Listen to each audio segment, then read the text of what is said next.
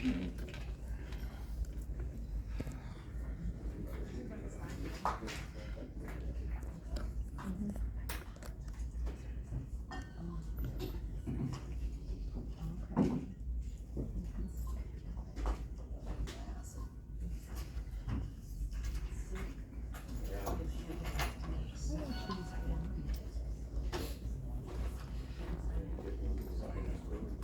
make me do it.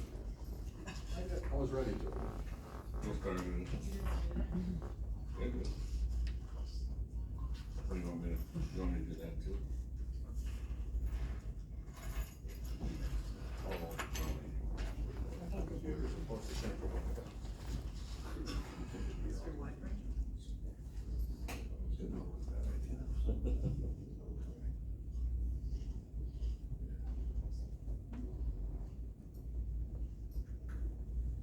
It's not like the school board, not everybody changes. Right. Mr. Willingham. Mr. Russell.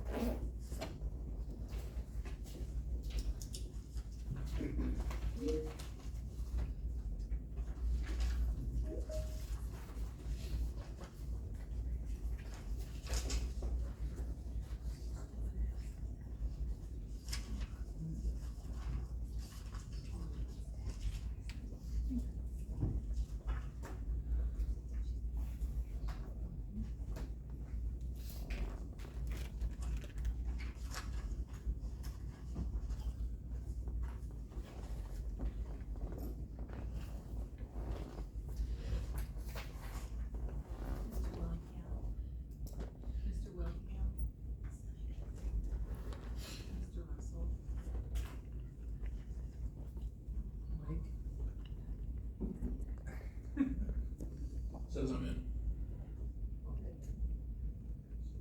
Huh? Put a check mark.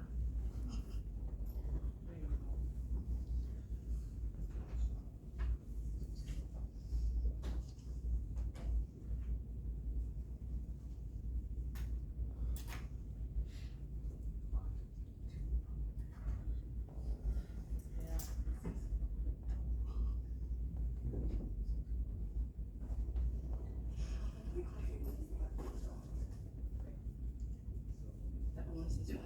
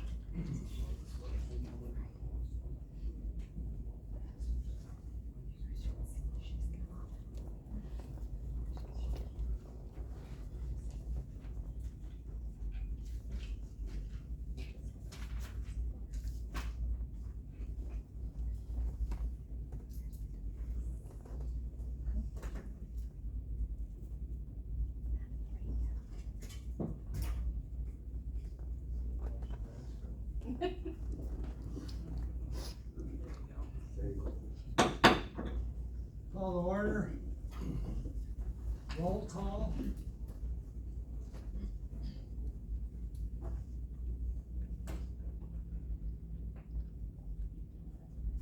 Present, we have a quorum. Invocation by Mr. Willingham, pledge of allegiance by Stacy Zimmer. Please rise.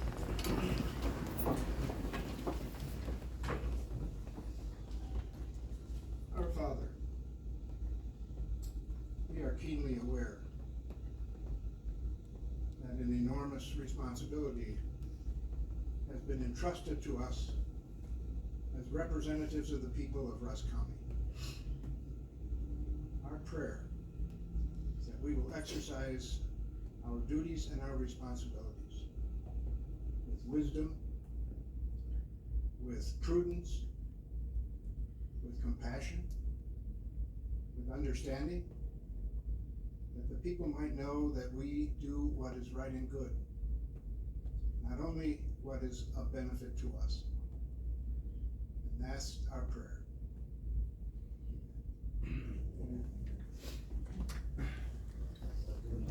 To the flag of the United States of America, and to the republic for which it stands, one nation, under God, indivisible, with liberty and justice for all. Okay.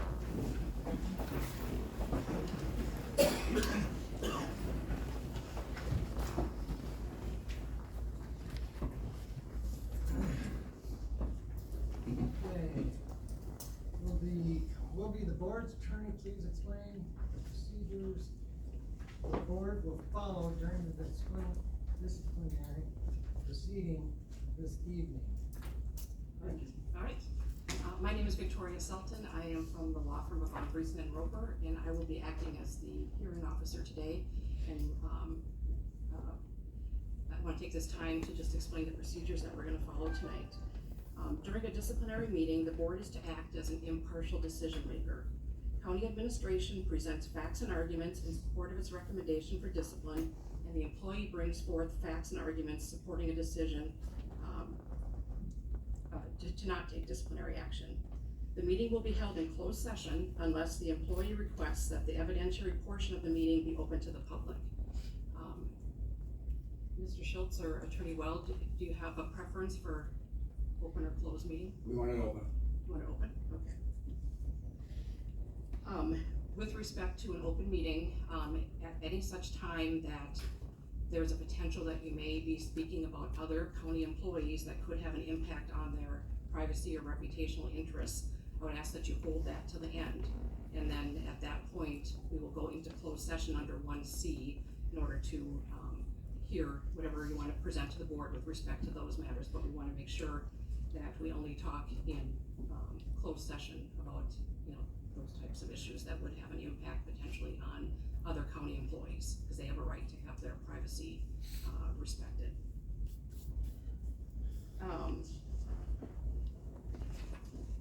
So I'll talk about the procedures before we actually start the hearing. Was there a motion to? There was no motion to. We don't have. Never mind. It's an open hearing, so okay. Confused myself. All right. So since we're going to be proceeding in open session, the clerk of the board will record any votes of individual members on all motions so that the minutes will later reflect the decision of those board members who were present and voting. In addition, the clerk should keep minutes of any closed session, which if we do happen to go into closed session for a portion of the hearing, closed session minutes will be taken with respect to that portion of the hearing. A transcript need not be made, and all motions and the votes should be recorded in the minutes. Whether we are proceeding in open or closed session, the board should then proceed with the evidentiary portion of the meeting as follows. I'm going to ask at this time, Mr. Schultz, did you receive the notice of the hearing? And do you understand that the purpose of the meeting is for the board to consider, deliberate, and then take action on any recommendation by county administration, whether you be disciplined? Did you receive that notice of the meeting? We received notice of a meeting on the date June 21. We asked for the reasons, and we received information on June 25. Statute deals with removal, indicates that there should be notice at least 10 days before. That wasn't given in this case. We'll waive that requirement. What are you referring to with notice 10 days before? 1710 of the statutes. Removal. That's what we assume we're here for. Why would the county board be involved if it's not a removal? Right. The facilities manager position is an appointed position, and that position serves at the pleasure of the board, and the board has the discretion to remove as long as it's taken by 2/3 of all of the supervisors, so. I will note your waiver of alleged 10-day notice for the record. Before we begin with the actual hearing, I'm gonna ask, is there any member of the board present today who believes that they will not be able to make a decision tonight based solely upon the arguments and facts as presented during the meeting? Is there any board member that feels that they can't be unbiased? I know there's been an assertion, Attorney Weld has asked that anybody who has so far participated in any of the committee meetings leading up to this, that there's an allegation that that you could be biased and shouldn't be allowed to participate, but I just wanna ask specifically, does any board member believe that they have an inability to make a fair and impartial decision in this matter?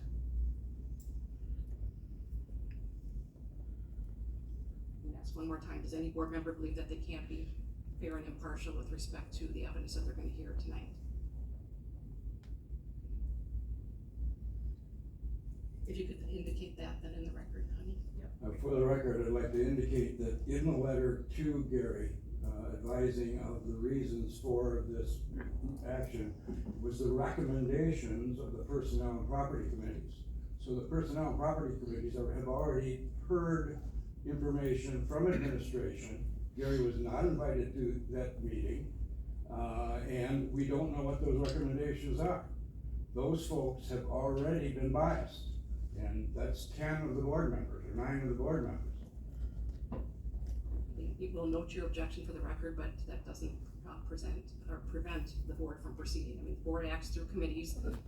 That meeting was held under 1C, which allows committees to meet. The Personnel Committee has to meet with respect to anything that could potentially involve discipline and have to make recommendations to the full board. Only the full board can make decisions with respect to discipline. And I understand that because Mr. Schultz reports to the Property Committee, that's the Oversight Committee, that they were involved in the meeting as well. But ultimately, it's the board's decision. And they're acting on recommendations, and we'll walk through those minutes so you'll see what the recommendations were.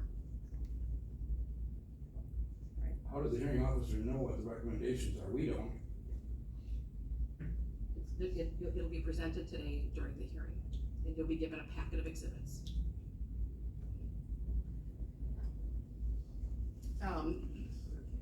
The board, this type of a hearing is not a hearing before a court, so therefore the rules of evidence will not be strictly applied, and hearsay evidence will be permitted. The board will consider all testimony and arguments presented by the parties. And I also want to note for the record that all parties are expected to comply with the rules of debate, order, and decorum specified in Robert's Rules of Order as set forth in Chapter 2, Article 2, Section 2.86 of the Rusk County Code of Ordinances. Again, that has to do with rules of decorum and rules of order. All right, the administration will begin by presenting any opening statement, and then we'll present the facts, documents, and with respect to this matter. Then I'll call upon the Mr. Schultz and his representative. They'll be given an opportunity to make any opening statement and present any facts and documents that they want the board to consider. Each side will be given an opportunity to make a closing statement, and then each side will have the ability to ask questions. So the board can ask questions of the administration and Mr. Schultz, and can ask questions of the administration as well. Board members are encouraged to refrain from any editorial comments. Board members are urged not to discuss or debate the case while it's being presented. And with that, we will now begin the actual hearing. So I'm going to call on the county administration to present any opening statements and any facts and documentary evidence that you would like to present. And I believe you have a packet of exhibits you want. Yep, I'll pass out the packets right now. I just ask that we don't look at the exhibits until we get to that point, and I'll leave time for everybody to review if they want. So if you guys can pass one, and then there's one for Attorney Weld and Gary as well in there.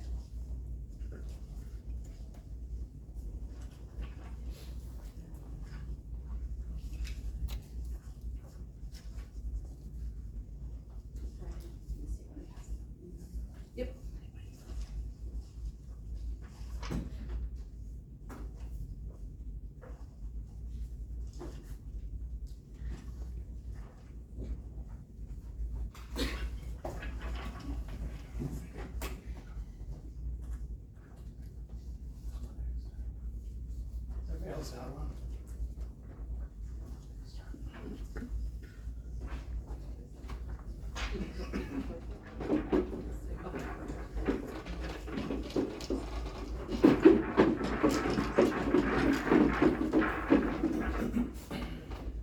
Okay, so my name is Ashley Goodis, I'm the HR manager here at Rusk County. So, This is an opening statement? I forgot to get one stuff. I was like, I thought I come to the meeting. Each party has an opportunity to make an opening statement. You can waive it, or you can just move right into the evidence. It's up to you. yeah, I'm gonna add it all together. So we are here today to discuss performance deficiencies and policy violations of Gary Schilt, facilities manager, who has currently been on paid administrative leave since the joint personnel and property committee meetings, where they directed myself to place him on leave while investigating policy violations. I will be presenting to you the facts regarding policies that were violated and information regarding Gary's performance. Before we begin, to note, while Gary was on leave, he was told verbally and via the letter that he took with him that if he needed to contact any employee of the county, he needed to seek prior approval from the administrative coordinator. I am aware of at least 2 instances that occurred where Gary That's contacted. irrelevant. That's not the, part of the, that's a different issue. That's not what we're here for. We're here for the violations that are spelled out in the letter of June 25. If he did something after the fact, that's not before us. This, I mean, as I said, the rules of evidence are not strictly enforced, and hearsay evidence will be permitted, so I'm sure you're gonna This take. isn't the rules of evidence. This is what are the issues in front of the committee? What are the issues before the board? We've agreed that the issues before the board are what is set out in the letter to June 25. I'm gonna keep going because to me this is an issue, you know, we directed him to do something by placing him on leave and did not follow those directions, so that would be furthermore directions not followed. Right, it was in the leave of absence letter. So at least 2 instances occurred where Gary contacted his employees directly and not the administrative coordinator. So now we're going to start from the beginning. So the first notice of corrective action was given to Gary in December of 2022 by administrative coordinator and former HR manager. And for that you can see Exhibit A. This was a written warning regarding policy violations due to several belligerent emails being sent that were insubordinate and insolent, driving a county plow truck with disregard for safety of others due to the speed with which he was backing up. So that is outlined in Exhibit A. Would anybody like additional time to review Exhibit A?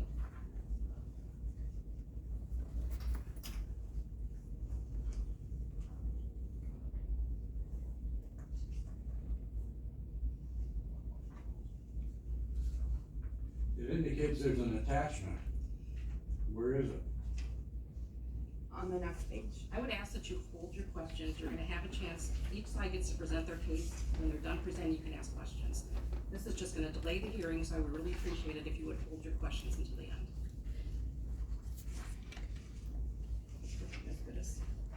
On April 14th of 2023, there was a closed session property committee meeting where a personnel issue was discussed regarding Gary and how he had treated the public and how he had put out bids. See Exhibit B. So that would be this one, it says Rusk County Property Committee Minutes.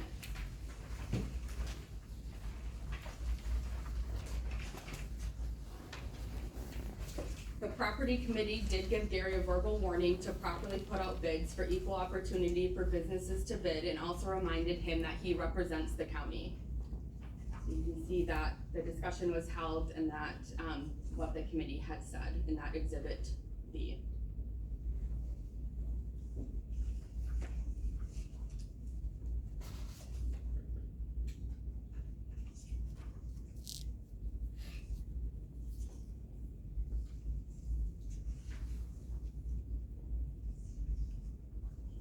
On May 24th of 2023, Gary was put on a performance improvement plan during a closed session of the Personnel Committee. See Exhibit C. So Exhibit C outlines the closed session language that was discussed and talked about. The performance improvement plan outlined the following performance deficiencies, which can be seen in Exhibit D.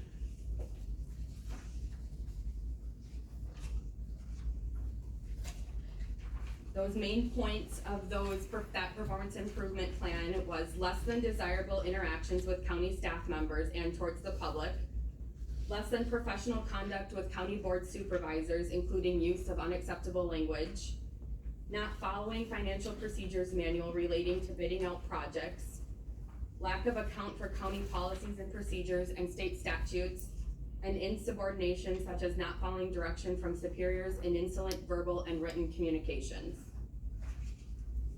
On that performance improvement plan, there was directed actions on that plan to improve communication, which required attending a mandated counseling session from Real Living regarding anger management, and improve understanding of county policies, financial procedures, and state statutes. This performance improvement plan was never followed up on nor considered complete. So that was on May of 2023. So then on December 7th of 2023, a personnel meeting was held where Gary's compensation was discussed for his request. The motion carried in that meeting to leave his wage as is and follow the Carlson-Detman wage scale. After this, Gary repeatedly requested to have his compensation be added to numerous agendas such as property, finance, personnel, and the full board. 2 of these requests happened on December 13th and January 8th. Meanwhile, performance deficiencies were still being noted. On January 12th, the property committee had a closed session meeting regarding the employee where they made the motion to start an investigation on the issues that were discussed in the meeting and then forward on to personnel. So for that, you can see Exhibit E.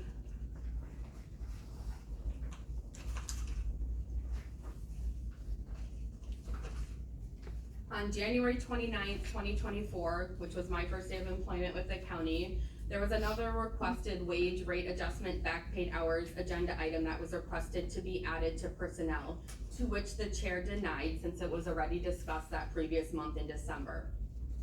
On January 30th, Gary sent an email to all department heads, board of supervisors, and the Ladysmith News regarding not being added to the agenda. So see Exhibit F for that email.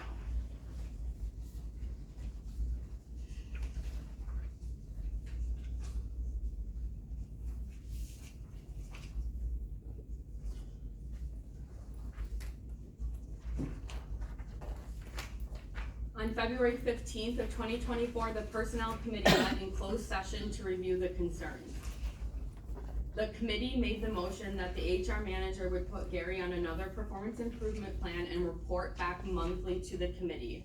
So see Exhibit G. That's where that motion was made.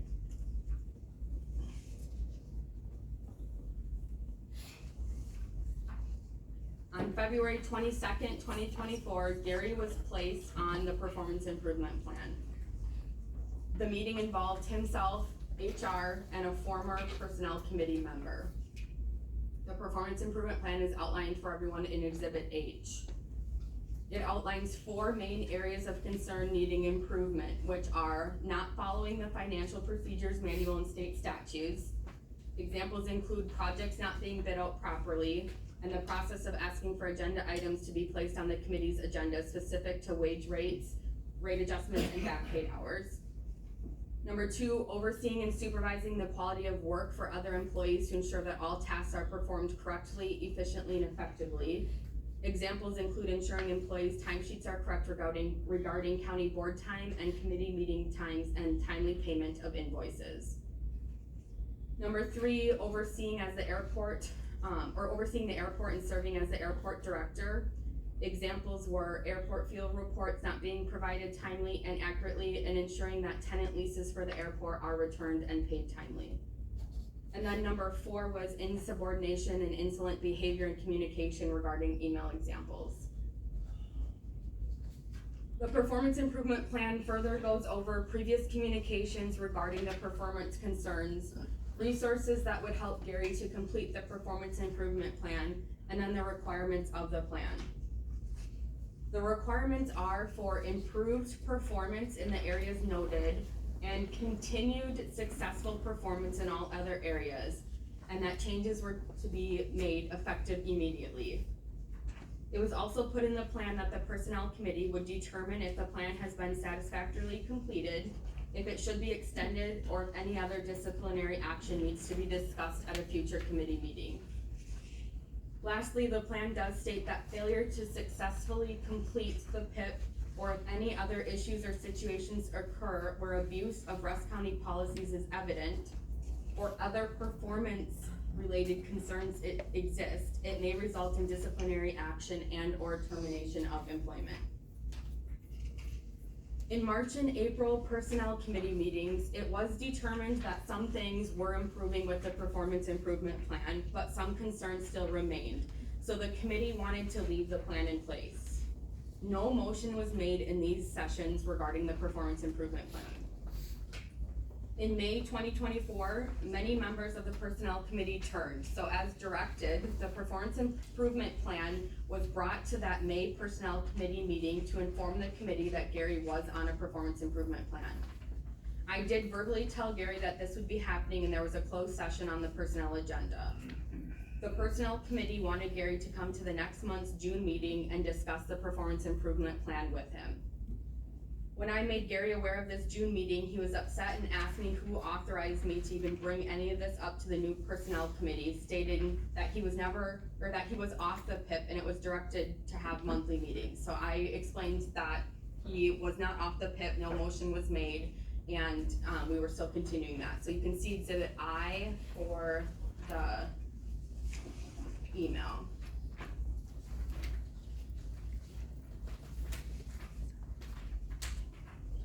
An update on where the PIP currently stands as it relates to performance deficiencies is that it took a few months and help from the finance department for the airport leases to be caught up on. Only one bid was done since the implementation of the PIP, which was done properly. There continues to be requests from Gary to discuss his compensation at future committee meetings. IT invoices are still an issue and not being paid on time. There has been discussed multiple times at finance committee meetings regarding invoices with a certain department, and that is still an issue of those not being paid on time.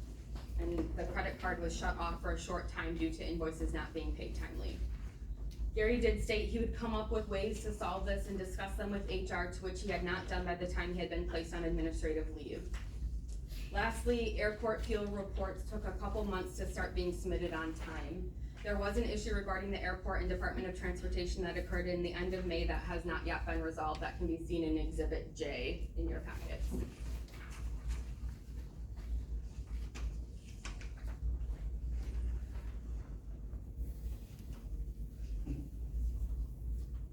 When Gary came to the June personnel meeting, the personnel chair made it clear that we were just there to have a conversation and to see how things were going and what was appropriate to keep on the performance improvement plan and what was able to be removed. Gary started off the closed session by stating he didn't know why he was even there as the PIP was completed. HR manager stated this was not true and no motion was made to complete the PIP. See Exhibit K. So Exhibit K is from the last personnel committee meeting. That would be with the old committee, that no motion was made to remove Gary from the performance improvement plan. At this time, personnel chair again reiterated that he just wanted to have a conversation with him how things were going. Gary then called HR manager a liar and said he did not trust anyone in the room, including the board members that were present. It was at this time that Gary admitted that he has been recording meetings, including closed sessions, because he does not trust anyone here at the Rusk County Courthouse. See Exhibit L.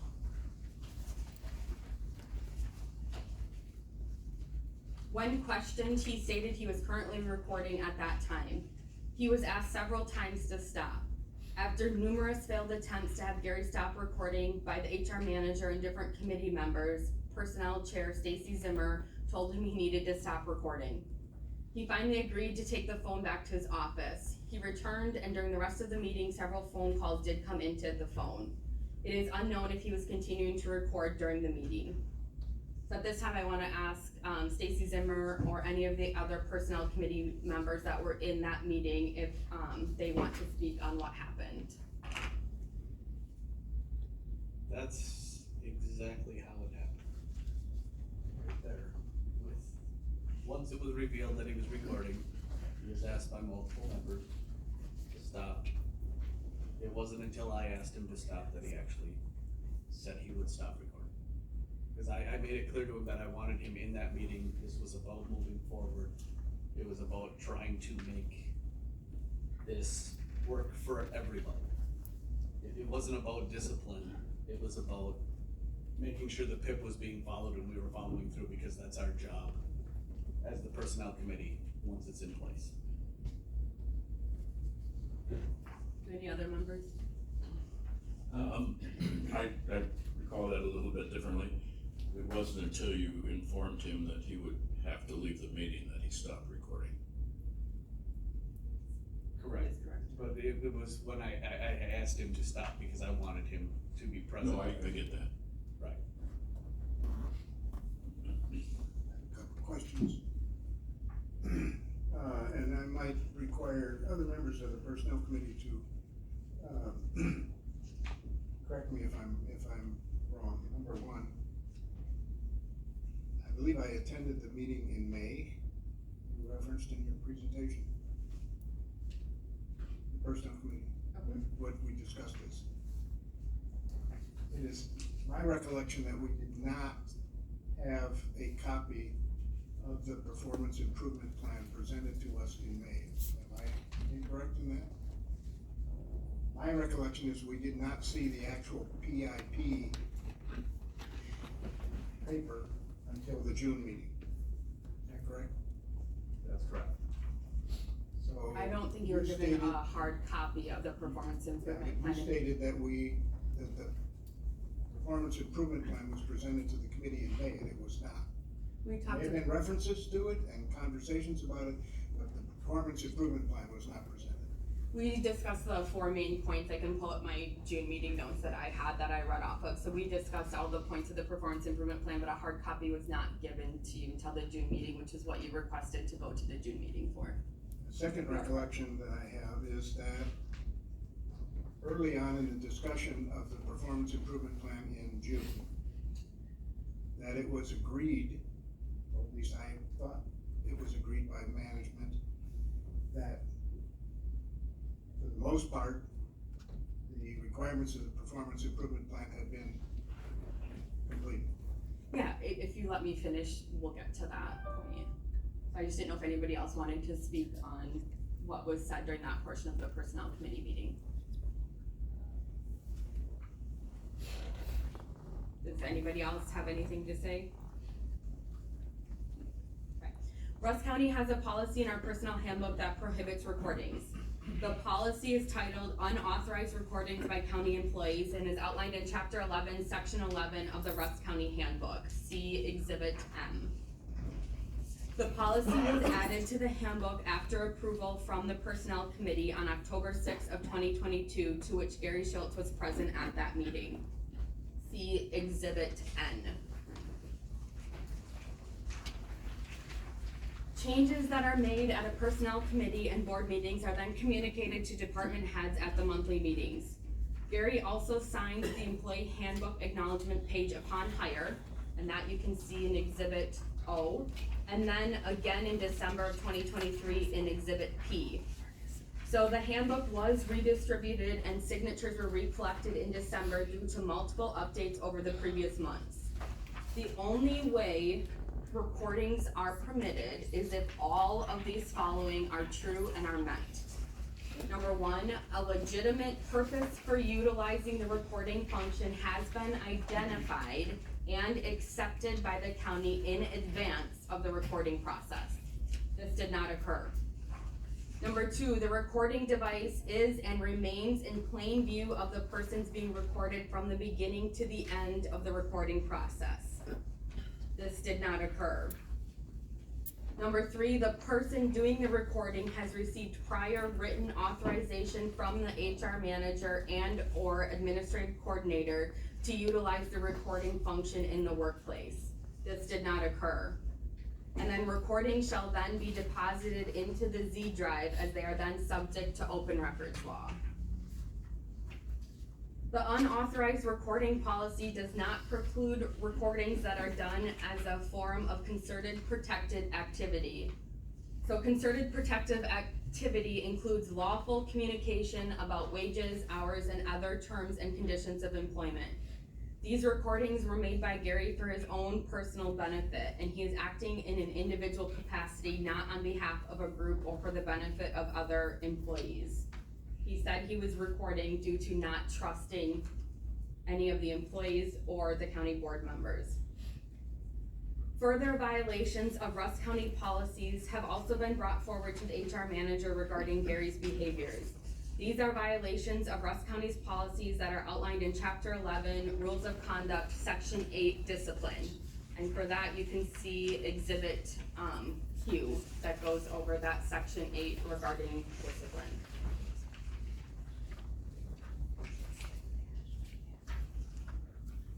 One instance of policy violation and unprofessional conduct that was brought forward to me involved Gary, the county board chair, John Caleb, and a member of the public who is also a volunteer member on one of our committees.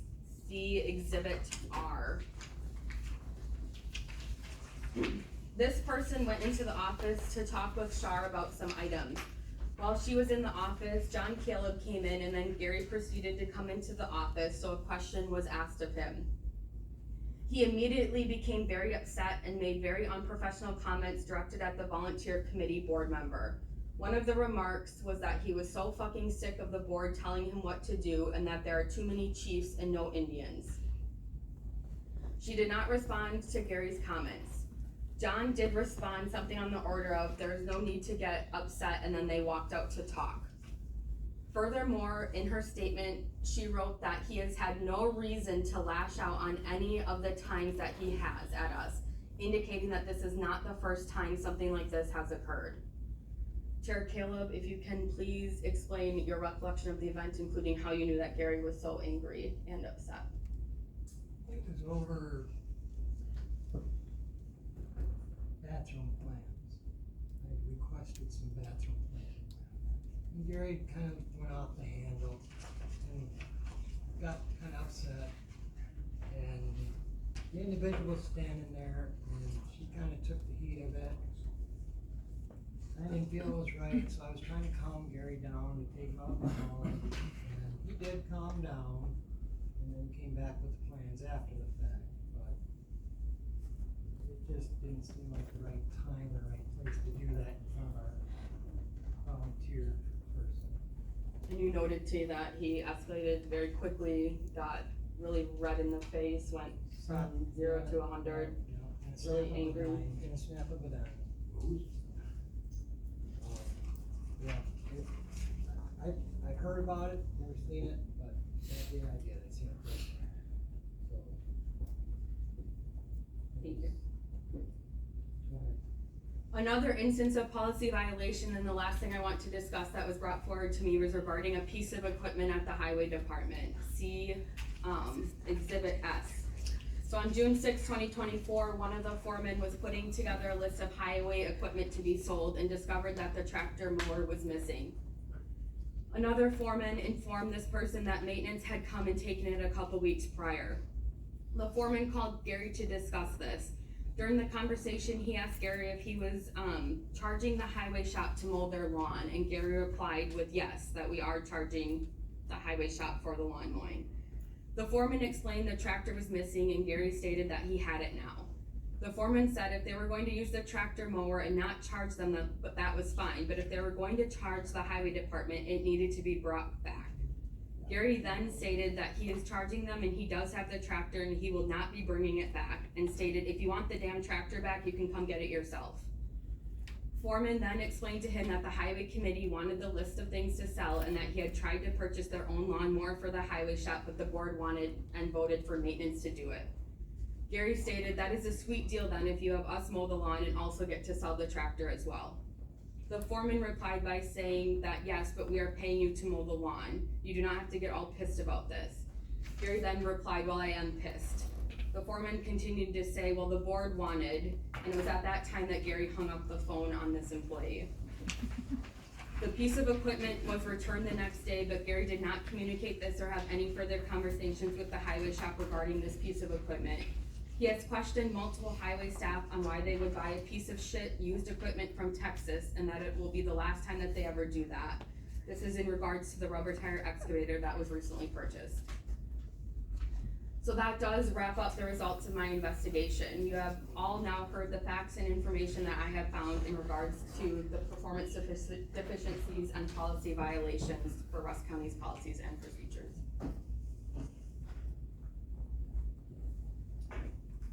Do any board members have questions of Ms. Goodis with respect to the administration's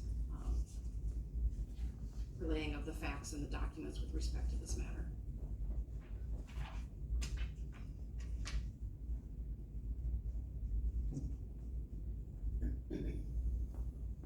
Any questions regarding the evidence? Mr. Well, do you have questions regarding the evidence that was just introduced? Well, I don't think we would call it evidence, it's the information that was presented. It includes argument, and I don't see anything in here about the recommendations of the Personnel and Property Committee meeting, which are incorporated in the document, which is dated June 25th, which were the reasons we're here. The recommendation was to bring forward the findings of the investigation to the county board. And it So directed that's you what to was investigate. Yes, correct. Which exhibit that's in here? I don't think that's included in. Okay, then I misspoke. So do we have an investigation report? I'm unsure why that would be needed. Well, it's because the 4 reasons that you indicated were policy violations, performance concerns, results of investigation, and the recommendations of the committees.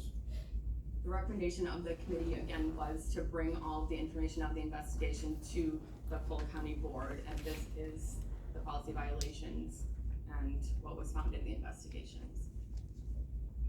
So there's no investigation report? I just gave my investigation report with the evidence. I'm really confused. I'm not aware of any other investigatory report.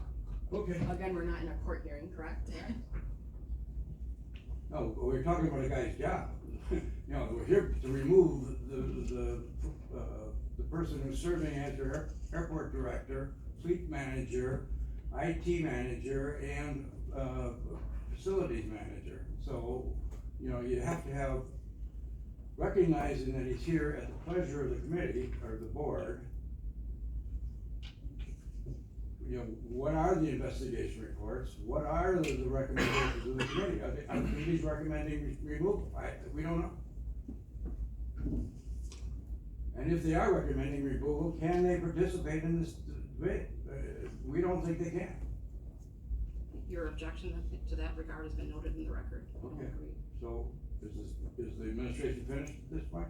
Yeah, do you have any questions of the administration regarding the evidence that was just? Again, it wasn't evidence, it was information. Okay, that's your opinion. We do not. Do you want to present any evidence or information with respect to your client's position with respect to these We documents? certainly do. Okay, go ahead.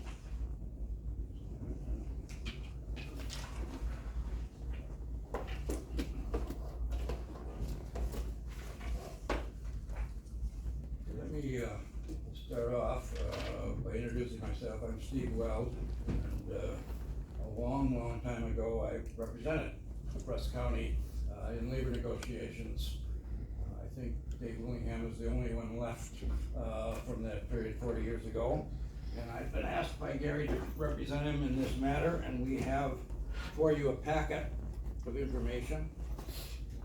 We'll hand out at this point.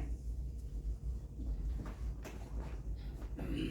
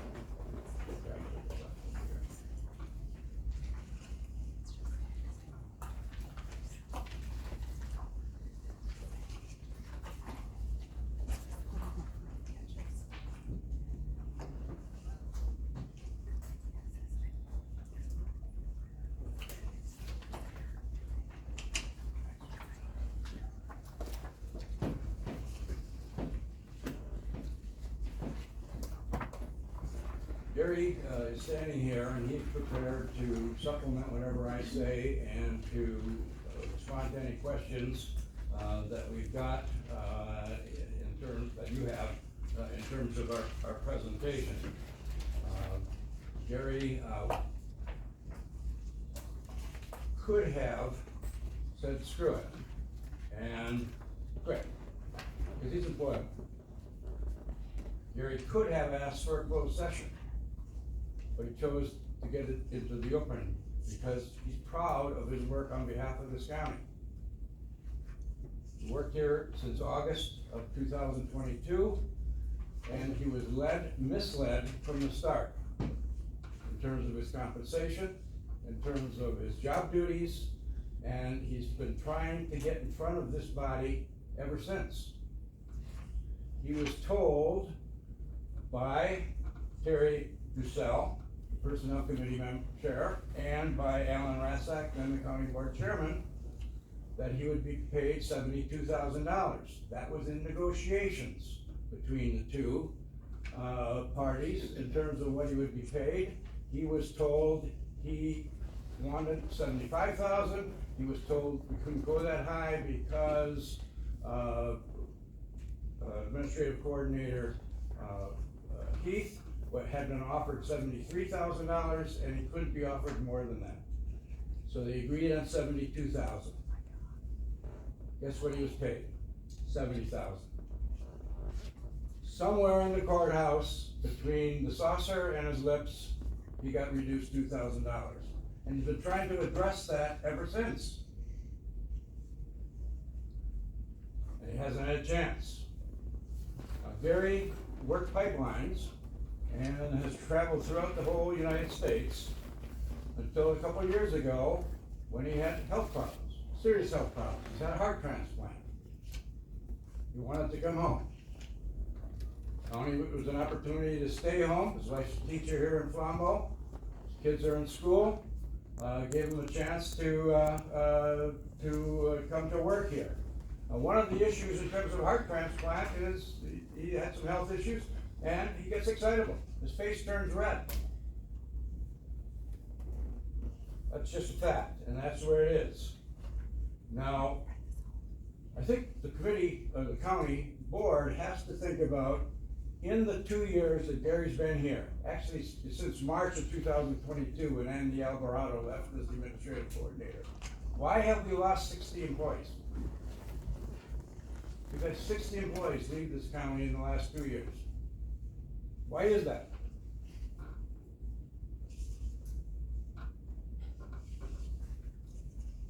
Now let's focus on, and those are not just small positions. That's your administrative coordinator, that's your HR director, that's your finance director, that's your highway commissioners, that's your operations managers in the highway department. Your whole coroner's office is gone. Where did those folks go to, and why? Something's wrong in this county. Firing Gary isn't gonna solve that. Removing Gary from his position isn't gonna solve that. He works his tail off for this county, and he should be, and felt he should have been rewarded for what he did. Now, does he swear? If you wanna fire him for saying bullshit, okay, you've got the right to do that. I think you have to fire every county employee, or at least 99.4% of them. And if you use the F-bomb on occasion, well, one of the 7 words you couldn't say on television 50 years ago, but you hear on television every day now. Watch any football game or baseball game or basketball game, F-bombs flying all over the place. Fire them for that, if that's what you want to do. But guess what? Again, 90% of your employees are going to have to go out the door, because if you're going to do things that way, you're going to have to do things that way. Now let's talk a little bit about the recommendations of the committee. 10 of you, or 9 of you, were at that June 14th meeting. The entire property committee, Tom Kudo was there in attendance, the entire personnel committee, except for Mr. Willingham, who I didn't say had COVID at that time. So 9 of you were in attendance at that June 14th meeting, and according to the information Gary's received, is that your recommendations from that meeting are why we're here. How can you Gary doesn't know what you talked about at that meeting. You had to be biased by what was discussed at that meeting. And so we need to address, those types of issues. Now, in terms of the, actual complaint that you, if you will, which is, and let's walk through the documents that we provided to you. The first document is the notice of this meeting. As I indicated, we're prepared to talk about this in open session. And we think it's appropriate, and we should. The second document in the packet is the notice to Gary on June 17th, advising him of the investigation. Now, he wasn't invited to the meeting on June 14th, but he was advised first thing in the morning on Monday, June 17th, of the fact that he was being placed on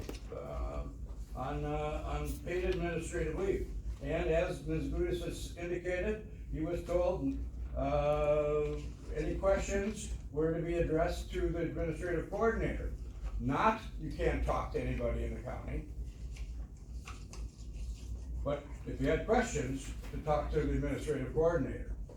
On June 19th, the third page is the document which indicates that there's going to be this meeting. And what's going to be discussed at this meeting? Alleged performance deficiencies, perceived policy violations, investigatory findings in this regard, and the recommendations of the Personnel and Property Committee. Well, we don't have any recommendations of the Personnel and Property Committee, apparently, and their investigation is no report. Did the investigator contact you, Gary, in the course of their 2-day investigation? No. So from Monday, June 17th to Wednesday, June 19th, we investigated Jerry's performance. The county did. What did we find? Well, we found apparently that back in December of 2022, he was plowing the courthouse yard. Nobody was at work because the courthouse was closed, and he backed up. And somebody said, oh, that's no good. You can't do that. Nobody was in danger, but there it was. And he also complained about his salary. He complained about his salary because in September, or in August when he was hired, he realized that he was not being paid the $72,000 that the county had promised him. Somewhere in the courthouse, the $72,000 got changed to $70,000. He's been trying to get that $2,000 ever since. And by the way, what he was told he was going to be doing is substantially different than what actually happened. He was told he was going to be the facilities manager. Okay, that's over 100 buildings. He was not told that he was going to be the facilities manager for the joint city-county properties. Another 13 or 14 or so, some of them bears, right, Gary? Correct. Talk about the Gates building. Gates building, is very, I wouldn't put anybody in there. I know just recently, actually, the guys were in there, but, I believe they had the doors wide open and it was still probably pretty bad. I took an ambulance ride about a year, I don't know, 15 months ago because of it. All the I told Ashley, everybody should know about it, everybody's aware of it, nobody ever did nothing about it. It's a health hazard, somebody's gonna die. So the next document in the packet is the June 25th letter, the designated performance deficiencies that we're here to discuss. Not the things that Ms. Gudis is identifying now for the first time, but the things we discussed. Due process requires that Gary know what the issues are. These are the issues. They're sent out in the June 19th memo, and they're sent out in the June 25th letter from Ms. Gudis. And number 2 of those items indicates that it was a violation of county policies, chapter 11, section 11. Gary admits that he recorded the closed session on June 6th.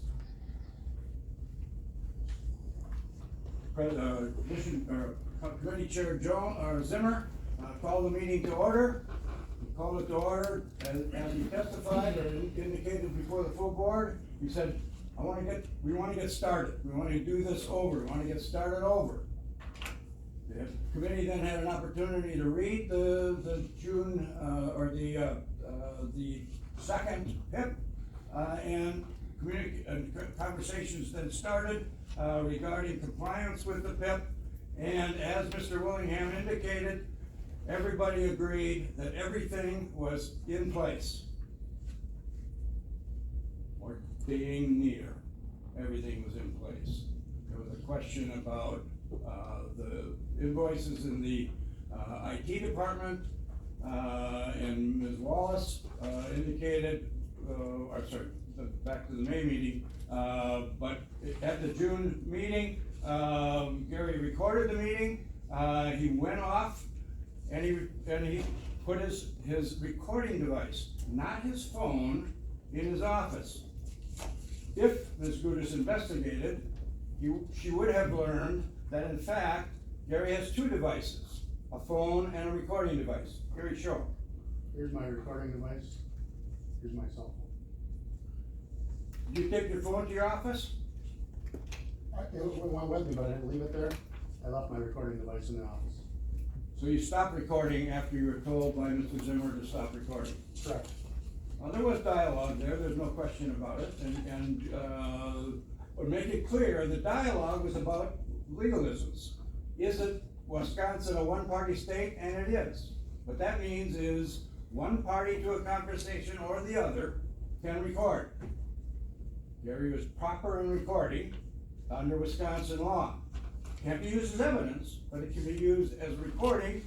Gary's hard of hearing, and he wanted to have a record of what was going on, because frankly, he didn't trust some of the people in the county.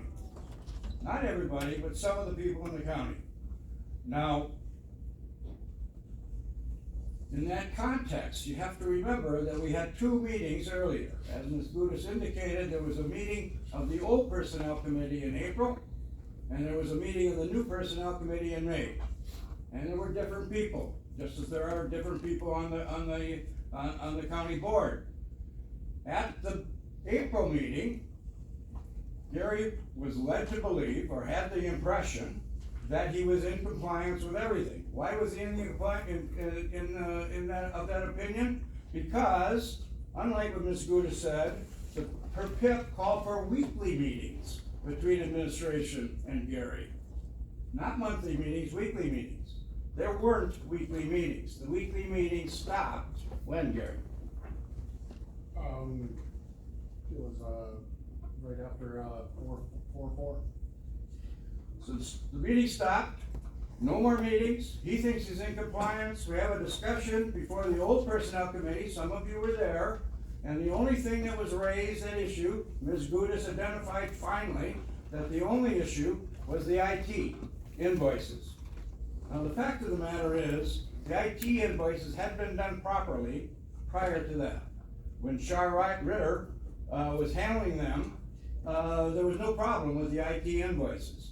But administration, the courthouse, said, no, we don't want Char doing those anymore. We want the IT people to do that. Gary's the manager. He doesn't know sick'em about IT. But he is responsible for what the IT department does, and he got on top of it and tried to get that done. At the May meeting, things changed. New personnel committee, the committee is told that, there's all sorts of problems with the PIP. We don't have compliance with that. And there was talk through. And at that meeting, Ms. Wallace, Member Wallace said, Gary, address those IT problems, invoice problems, figure them out. There was also discussion about the need for a conversation between administration and Gary about where we are, in fact, on the PIP. Did that meeting ever occur? No. In fact, Gary thought the meeting on June 17th was that meeting. He thought he was going to be meeting with them to go over where he stood on the PIP. No meeting by administration, no weekly meetings by administration. Gary thinks he's doing a great job. And what is he doing in his job? Well, what is he doing? He's the facilities manager for 130 buildings. He's the manager of the airport. Probably 10 hours a week. He's the fleet manager. He's the IT manager.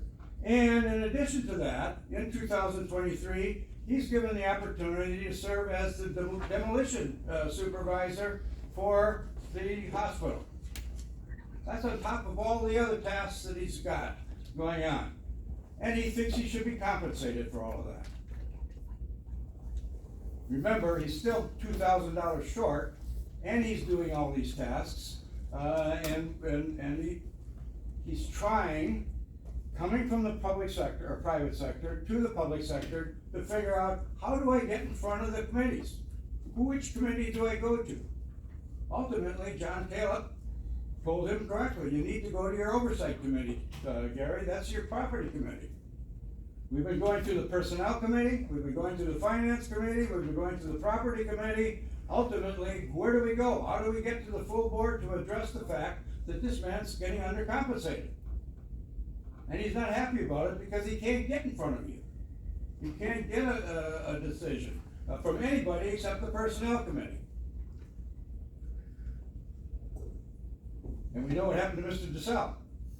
Now, the point is, the issue goes on, and we take a look at where the history is in this case. The next page of the document is our February 15th document. And in that document, that's the meeting at which the second PIP was put into play. And it's the same PIP that you saw in the county's presentation, or the administration's presentation. The areas of concern, I think it's very clear, and we want to make no bones, Gary feels he was lied to. He was lied to about the compensation, and he feels like he was lied to about his job duties. And he also feels that he was not properly told about where he is in terms of where we're at. He has asked about his compensation. Is it inappropriate to ask about compensation? We think it's appropriate. There's no collective bargaining in the public sector anymore. Gary thinks he's underpaid. Where does he go? He goes to a committee. Does he come to a county board member? How does he get the issue before him when he's getting stonewalled by the personnel committee and administration? So then, as I indicated, we had a meeting on April 4th. That's the next item in the packet. Those are your committee minutes. That's the meeting at which Gary thought things were going pretty well. He thought he was in compliance with everything. In fact, after that meeting, he sat down with Ms. Gudis for an hour or so to talk about, how do I get my compensation issue before the board? Some discussions about whether the PIP was in compliance, and Gary says, I think that's over and done with. Ms. Gudis says, yeah. Correct, Gary? Correct. It's over. That's the discussion he has one-on-one with the manager, HR manager. So on April 4th and on April 11th, he thinks he's in good shape. May 9th, that's the second meeting. That's the meeting of the new committee. That's the meeting with Ms. Wallace in attendance, and Mr. Zimmer in attendance, Mr. Russell. I think all three new county board members are at least new personnel committee members. And Mr. Zimmer, as I said, addressed the meeting very well. June 9th, I'm sorry. The May 9th meeting is the second meeting of the committee, and that's I'm sorry, I'm getting confused on my dates, I guess. But there's a meeting of the committee on May 9th, and basically that's the trigger for the meeting on June 6th, Gary thinks. Now, going back to the document, as I said, Gary did record the closed session of June 6th. That's the meeting he was at. That's the meeting he recorded. He did not use his phone. He used his recorder. And he stopped using his recorder when he was asked to. Was that a violation of county policy? You bet. County policies are 87 pages. Section 11 of chapter 11 is on pages 68 and 69. I can guarantee you that people in the county, if we took a survey of the county employees, they wouldn't know that that's the case. They wouldn't know what the law is in terms of Wisconsin being a one-party state. They wouldn't know it's a violation. Gary didn't. He was told to stop, and he did. So that's provision 3D of the complaint. Now, we move forward in terms of the document, and we see that on June 14th, there's a property committee meeting. 8 AM. Gary goes to that meeting. Everything is dealt with and appropriate. Property committee takes its action. That same day, we have a special meeting. A special meeting of the property committee and a special meeting of the personnel committee. That's the committee meeting at which you apparently came up with recommendations regarding Gary's employment. The only reason we're here is because removal is this is the only body that can remove Gary. If it's anything less, if those recommendations were anything less, it would mean that we should be dealing somewhere else. Personnel committee maybe, the oversight committee maybe, but not the full county board. This isn't something that you should get involved in, frankly, unless we're seeking removal. And let's talk about what the other reasons in which we're talking, or potentially talking about removal. Was the PIP satisfied? Gary thought it was. Gary thought it was satisfied back in April. Gary found out in May that it wasn't satisfied. In June, again, he thought it was satisfied. He thought he had complied with everything. The only issue was the IT invoices, and he thought that was taken care of. So issue number one in the document that the administration has presented to you in terms of, and to present it to Gary in terms of the reasons we're here, is because he didn't comply with the PIP. Well, we think the PIP was complied with. Okay, we talked about number two, which is did he record closed session? Yeah, he violated that policy. Is that grounds for termination? Not a violation of Wisconsin law. He didn't know it was a violation of the law.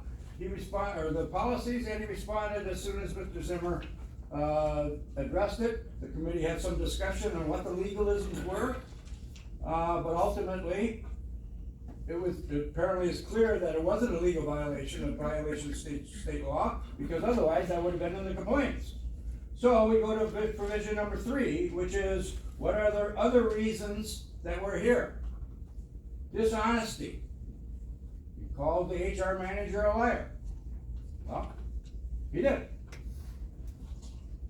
He thought he was not telling her the truth. He said that, is that dishonesty?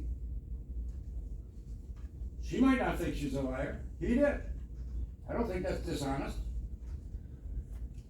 He said that she had no authority, or the county had no authority to go to the personnel committee in terms of his performance, where we were in the PIP. Well, the fact of the matter is, Mr. Caleb, the commissioner, or the chair, said, Gary, you're supposed to go to the oversight committee. So he said, no, I shouldn't be going to the personnel committee, I should be going to the oversight committee.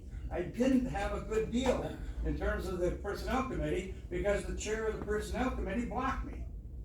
I couldn't get my compensation issue in front of the county board. I couldn't get my compensation issue in front of anybody other than the people in the courthouse and the personnel committee. That's not dishonesty. He's profane, obscene, and abusive. Well, you know, like I said, if you want to fire somebody because they use the term bullshit, you know, okay. I mean, on the other hand, I think there'll be a whole lot of people in the county that are looking at discipline for using that term. For using F-bombs, you know, and in terms of the comment that Gary said he was effing sick of the board giving him directions, the fact of the matter is, this board has never given him any directions. Individual committees have, people in the courthouse have, but not people, not the board. So he's not sick of the board. He's not effing sick of the board. He realizes the other people hire and fire him. And he thinks he wants to get in front of you to tell you what he does in terms of getting compensation. Because Ms. Heath, who was making $73,000 in August of 2022, when he and Ellie, the HR director, and Gary were hired, all three on the same day, one at 73, one at 70, well, guess what? You have increased Miss Heath's compensation by about 30%. She's now in the 90s. So it's not a bear. That $73,000 cap is now 90, 30% higher. Gary thinks he should get some. Why? Because he's doing 3 jobs. He can't get in front of you to tell you that. So is he upset about that? Yeah. And he occasionally says something that's profane in terms of that. That's called the vernacular of the shop. You know, anywhere you go, watch on television, you're gonna hear that type of thing. Is he threatening, intimidating and coercing? Well, the fact of the matter is, the employees he supervises are here. And they're not here to support the administration, I guarantee it. Does he tell it straight? You bet.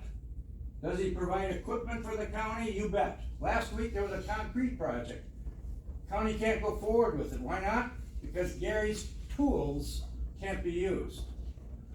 A page-long list of tools that he's provided to the county to use, in addition to the fact that he's been working 60 hours a week or more, doing the various projects that you want him to do.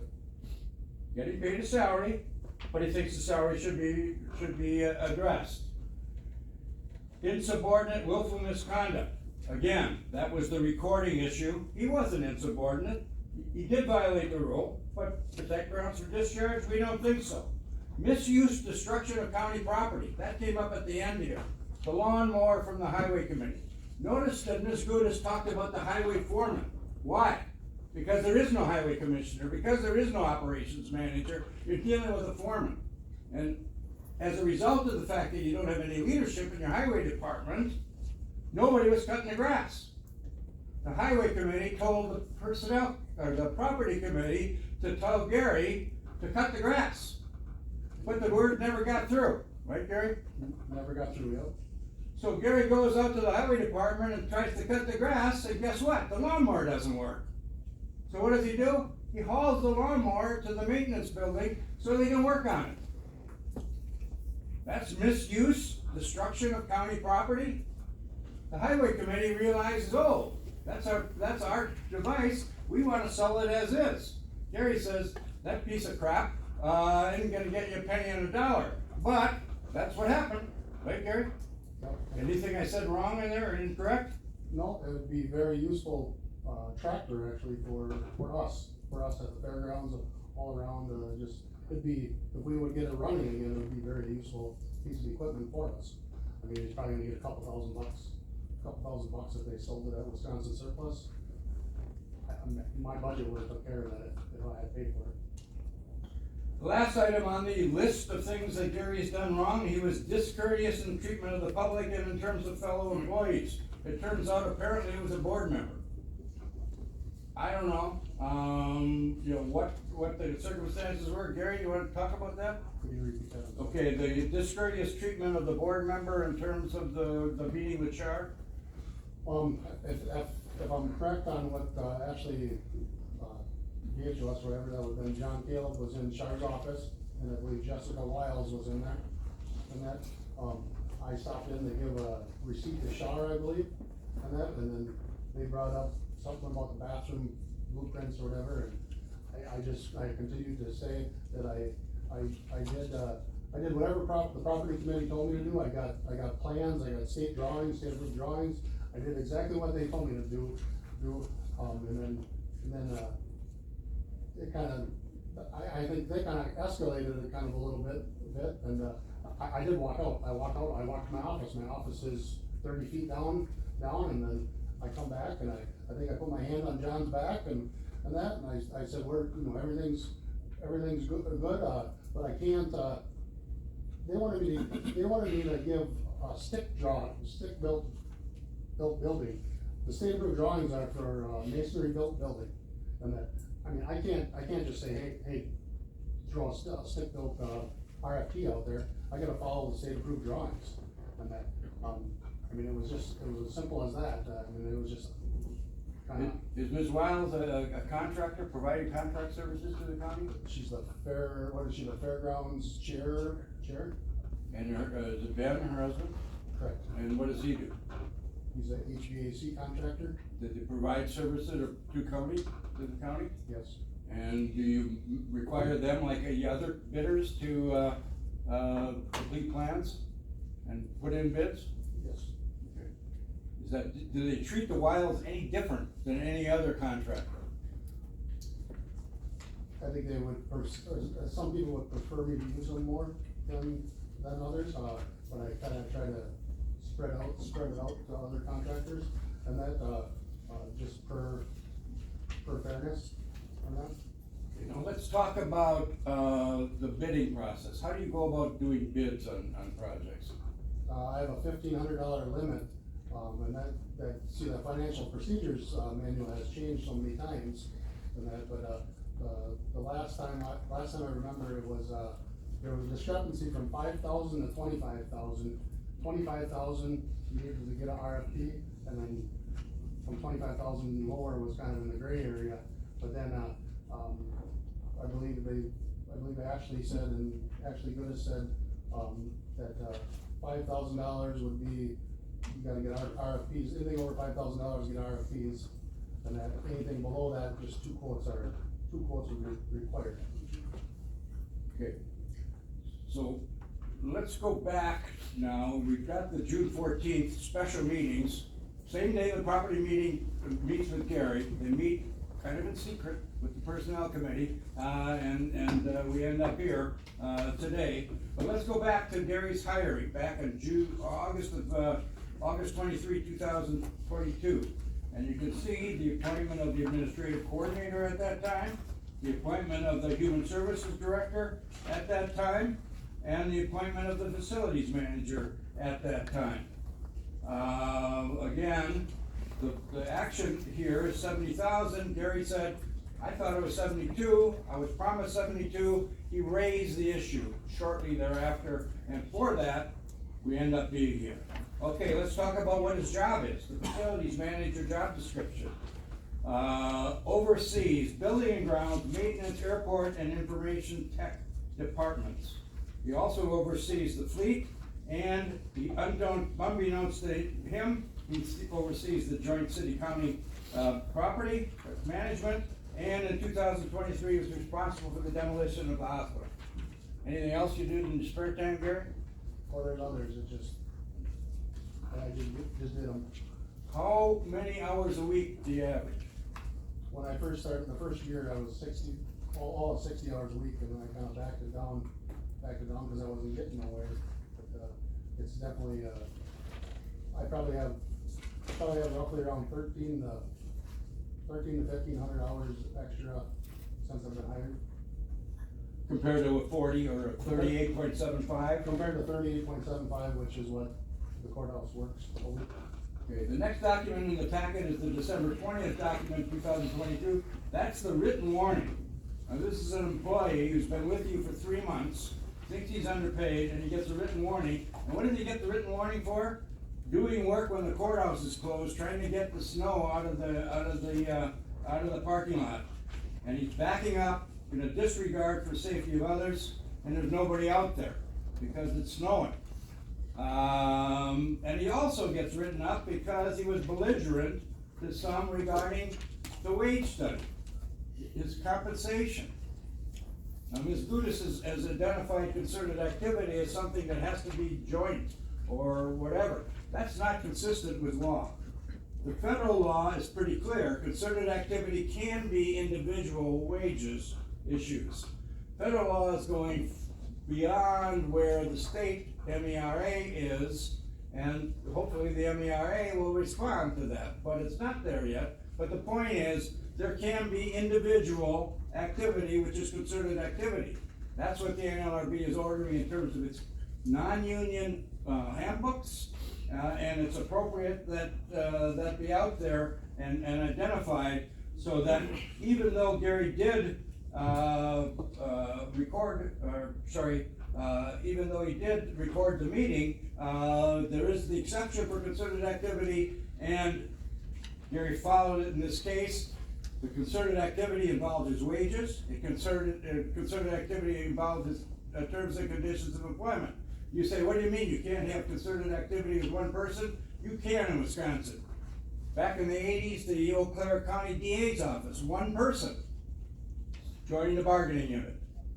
You can do concerted activity under MIRA, and you can do concerted activity under the National Labor Relations Act. So the legal concepts are wrong as they've been presented to you. Let's talk about the first performance plan now. The performance plan that was put in place in 2023, early in 2023. And what are we complaining about?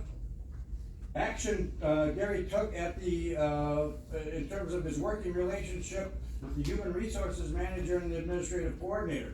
Well, you've already gotten rid of the human resources manager that was in place in November. She lasted about 6 months. The administrative coordinator is still here, 3 months. Anyway, so there was a conversation there, a public complaint addressed at an April 14th meeting. Well, we've attached to the document the property committee meeting on April 14th. Nothing in there indicating anything about a public comment or about any reason to discipline Gary for his conduct at that meeting. The next item on the agenda, interactions reviewed as confrontational. A meeting of the Personnel Committee on November 3. Again, Mr. DeSalle.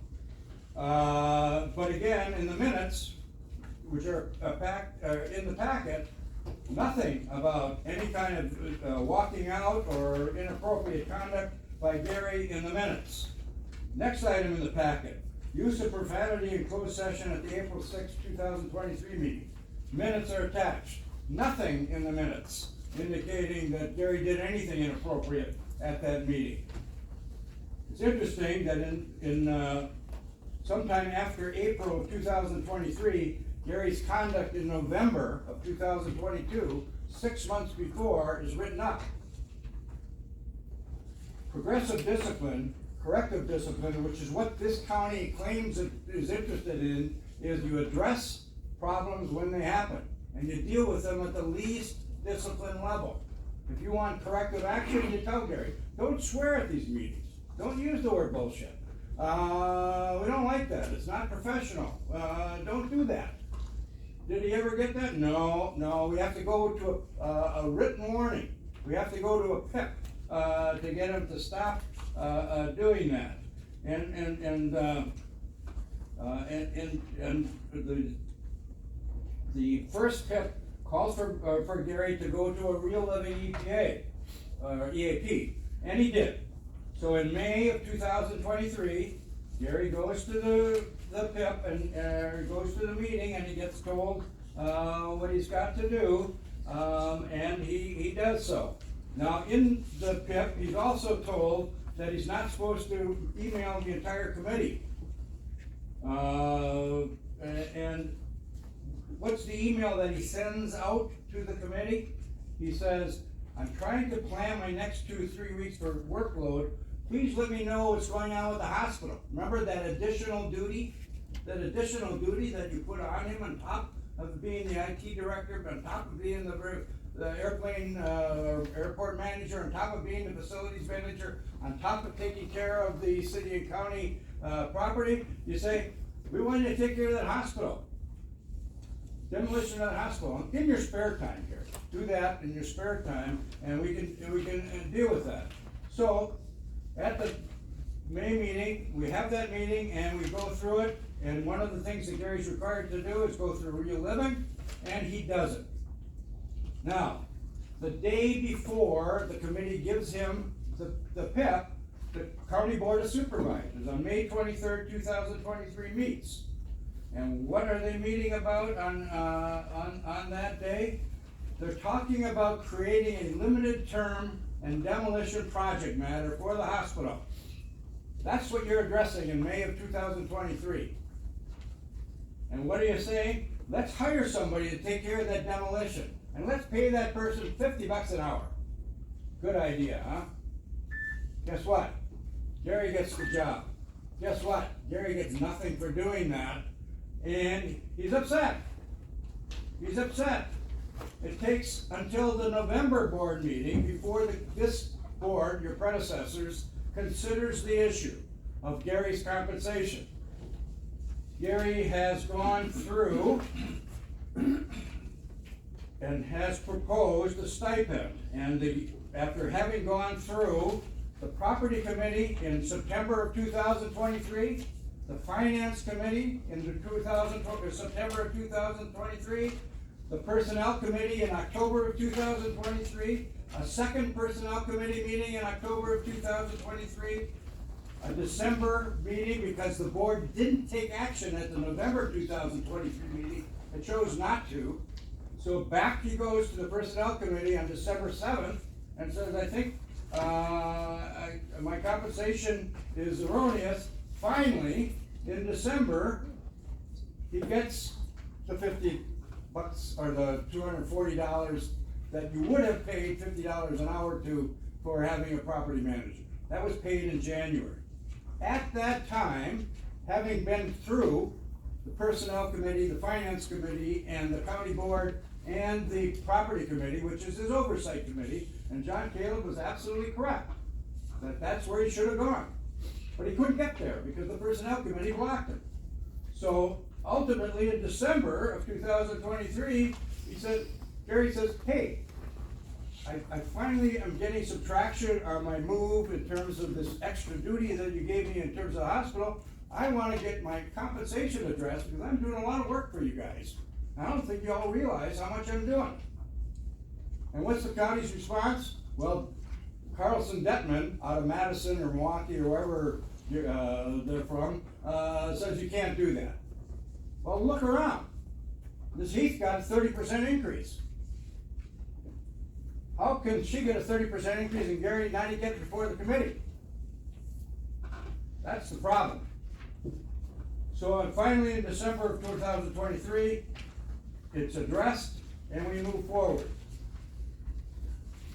In January of 2023, Gary's issue in terms of his base compensation is still not heard. So he's trying to figure out where to go, and he wants to go to the finance committee. And the finance committee gets told in a communication from Terry Dussel, who's the personnel committee. Oh, we've already addressed that in December of last year. We, the personnel committee. You got nowhere to go, Gary. You can't go to finance, you can't go to property, and you can't go to the county board. Stymied. Why does Gary want to work for you guys? I don't know, but he does. It's an issue that I think is confusing to me. When we sat down and talked about this, I said, Gary, why are you fighting this? You could do a lot better elsewhere. He said, I like the people I work with. I'm good at my job. I like being home with my wife and my kids. But if I have to, I'll go back on the road. And with that, you should not be removing this man. You should be, frankly, giving him additional compensation. Now, you can go into your closed session, talk about it, but the fact of the matter is, you got a good employee here, and you shouldn't be doing what the personnel and finance, the personnel property committee apparently are recommending. Certainly, the courthouse people are, and there's a reason, frankly, that you got 60 employees in the last 2 years have left you. I think you ought to be looking internally. And with that, I'll stop. Jerry, you want anything to add? No, you covered it good. I just want to tell you, I work hard. I go above and beyond whatever. You guys may not like, few people may not like me and that, so be it. I never told people that I didn't trust anyone. There's certain few people I don't trust, I'll be honest with you, and that, I'll do anything for anybody. I don't care who you are, it's just me. I might come across a little rough every once in a while, and that, but, hey, it's been 2 years. It's been 2 years I've been asking for this stuff, and that, it ain't all you guys, it's the old committee, or the old, county board too. But, 2 years, it's been 2 years, and I've been trying to ask for this. We go above and beyond to do everything. We had dropped off all kinds of stuff on, the extra grass at the highway shop. I mean, when I started the animal shelter, it was this tall, nobody ever mowed it. I said, we'll mow it, just let us know. And then, so we mowed it, and I got a great group of guys. I got a great group of guys, I got a great lady up in the extension office there, Shower, she's a great employee. These guys right here, they're great employees. James does a great job at Trails End. Man, all my employees are good. I mean, there's a lot of good employees here. I think since I started, it might not be a true fact, but since I started, I bet you it's anywhere from 40 to 60 people that have either quit, retired, or got fired. And that, which is, I mean, ridiculous. That's, you gotta learn how to keep your employees. I mean, it's just, I don't know what more else to tell you guys. I mean, I like working here. I like being close to my family. My kids are growing up. I've always been gone, so. I don't know what more to tell you, I guess. Do any board members have questions of Mr. Schultz or Mr. Well? Hi, Jamie. Is there any way we could just talk to a couple of the employees, his employees that he oversees, or not? If that's something that the board Why would be not? helpful. We have no objection. If they're okay with it, I'm okay with it. Does anybody have anything to say? Me and Foley have been here a year and a half, working under Gary. Before today, I didn't know 95% of what is against him. I did know he was wrote up for backing up to a plow truck. I did know that the tractor ended up out at the airport shop for me to work on, which I did not work on, because we've been so busy. Other than that, I don't see that side of Gary, ever. He's a great boss, hard worker. I've worked in the private sector just like Gary. I'm appreciative of my job, because my kids are growing up too, and I get to coach, be there for my kids. He gets downright and dirty, right next to us. Tons of jobs. There's tons of jobs that would be contracted out and cost the county a lot more money if he just didn't take the initiative to jump in and do it. There's lots of stuff that he oversees to help us do the job. A lot of his personal tools he brings into the county to help do the jobs instead of renting out stuff. He's been a great boss.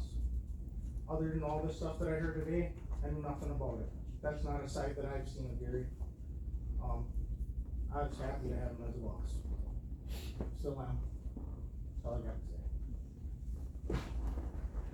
I'm Rob Novak, I'm the maintenance manager for the courthouse, and, Gary has been great. He's the first guy I ever worked for that cared about us as employees. He has no problem getting right in alongside us, whether it's manure, digging out a water line in the barn. He's right alongside us pouring concrete.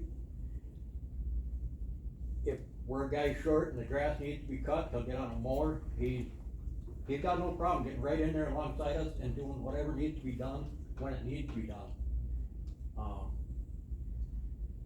He might be a little rough around the edges at times. I haven't seen that. He has always had our back. Like I said, he's the best guy I've ever worked for. I agree. I'm Neil Robinson. I have worked in IT for 15 years, and I have worked for the county for 7 years. So in my career, I have worked with probably 5 or 6 facilities managers through a lot of buildings, a lot of equipment, a lot of infrastructure, some of which is maintenance related, some of it is us. And Gary is, without a doubt, the best facilities manager I have ever worked with. If you want to have a conversation, he is there to have a conversation. You want to have a conversation, and so, okay, this is what we're doing, this is why we're doing it, and this is how we're gonna do it as quickly and as appropriately as possible. This is who we're gonna affect, this is why we're doing it, This is when we're gonna do it. Before Pete was here, Mike Natchez was a disaster, quite frankly. Nothing was planned. It was just, oh, we're gonna show up today and we're gonna do some stuff. If stuff slows down, well, let's just do that. So I am fortunate that Gary has been here the last 2 years because it is a marked improvement these last 2 years. Way better. As an employee, phenomenal. I would be glad to work with Gary anytime, anywhere.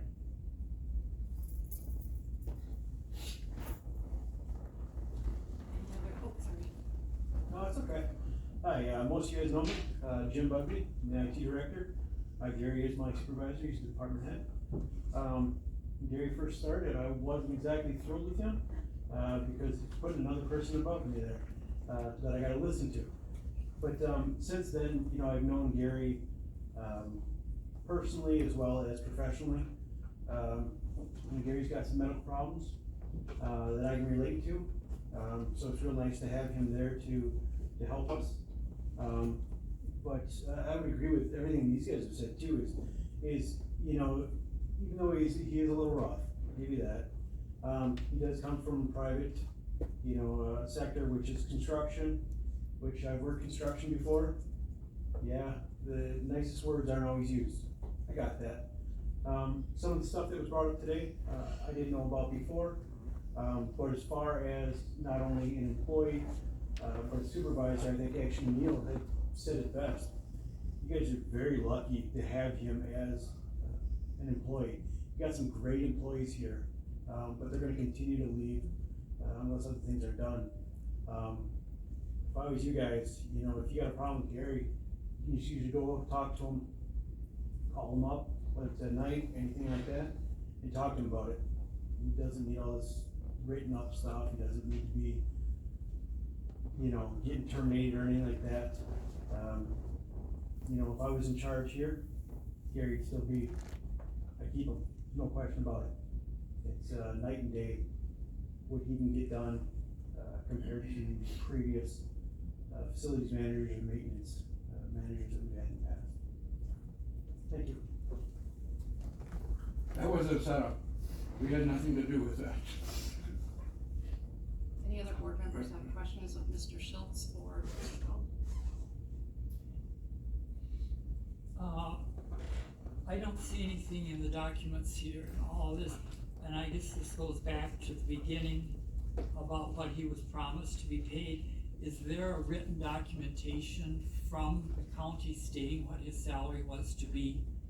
All we've heard about is, this is what was said, it's all oral. Is there any written documentation that said his salary was supposed to be $72,000 and it ended up being $70,000? That's my question. So I met with, so I was at my cabin in Holcomb, and Terry Dussel called me up and said, hey, we'll offer you $70,000. And I said, I'm not really interested in the job for $70,000, so I'm not even gonna meet with you. But if you're open to conversation, I'll meet with you in, the fairgrounds. Cause they were at the fairgrounds, him and, Alrasset, cause the fair was just gonna be going on. So I actually met them down at the tin building at the fairgrounds. We had a conversation, and I told them, 73,000, I tried for 75 first, and then, I went for, 73, and then they said, well, we can't give you 73, cause we just offered the administrative coordinator 73, and she took it. And I said, okay, it's 72, I'll do it for 72. And he said, just go ahead and, they said, just go ahead and sign the paper that Tommy sent you for 70,000, and we'll readjust it later. And that's what happened. I signed it for 70,000, thinking it was gonna get readjusted, but yeah, I never did. So there's nothing in writing? No. And you agreed to 70,000? I verbally agreed to 72,000. You signed it? But I signed for. You agreed to 70,000? I signed the $70,000 document. And you read the job description? What's that? You read the job description?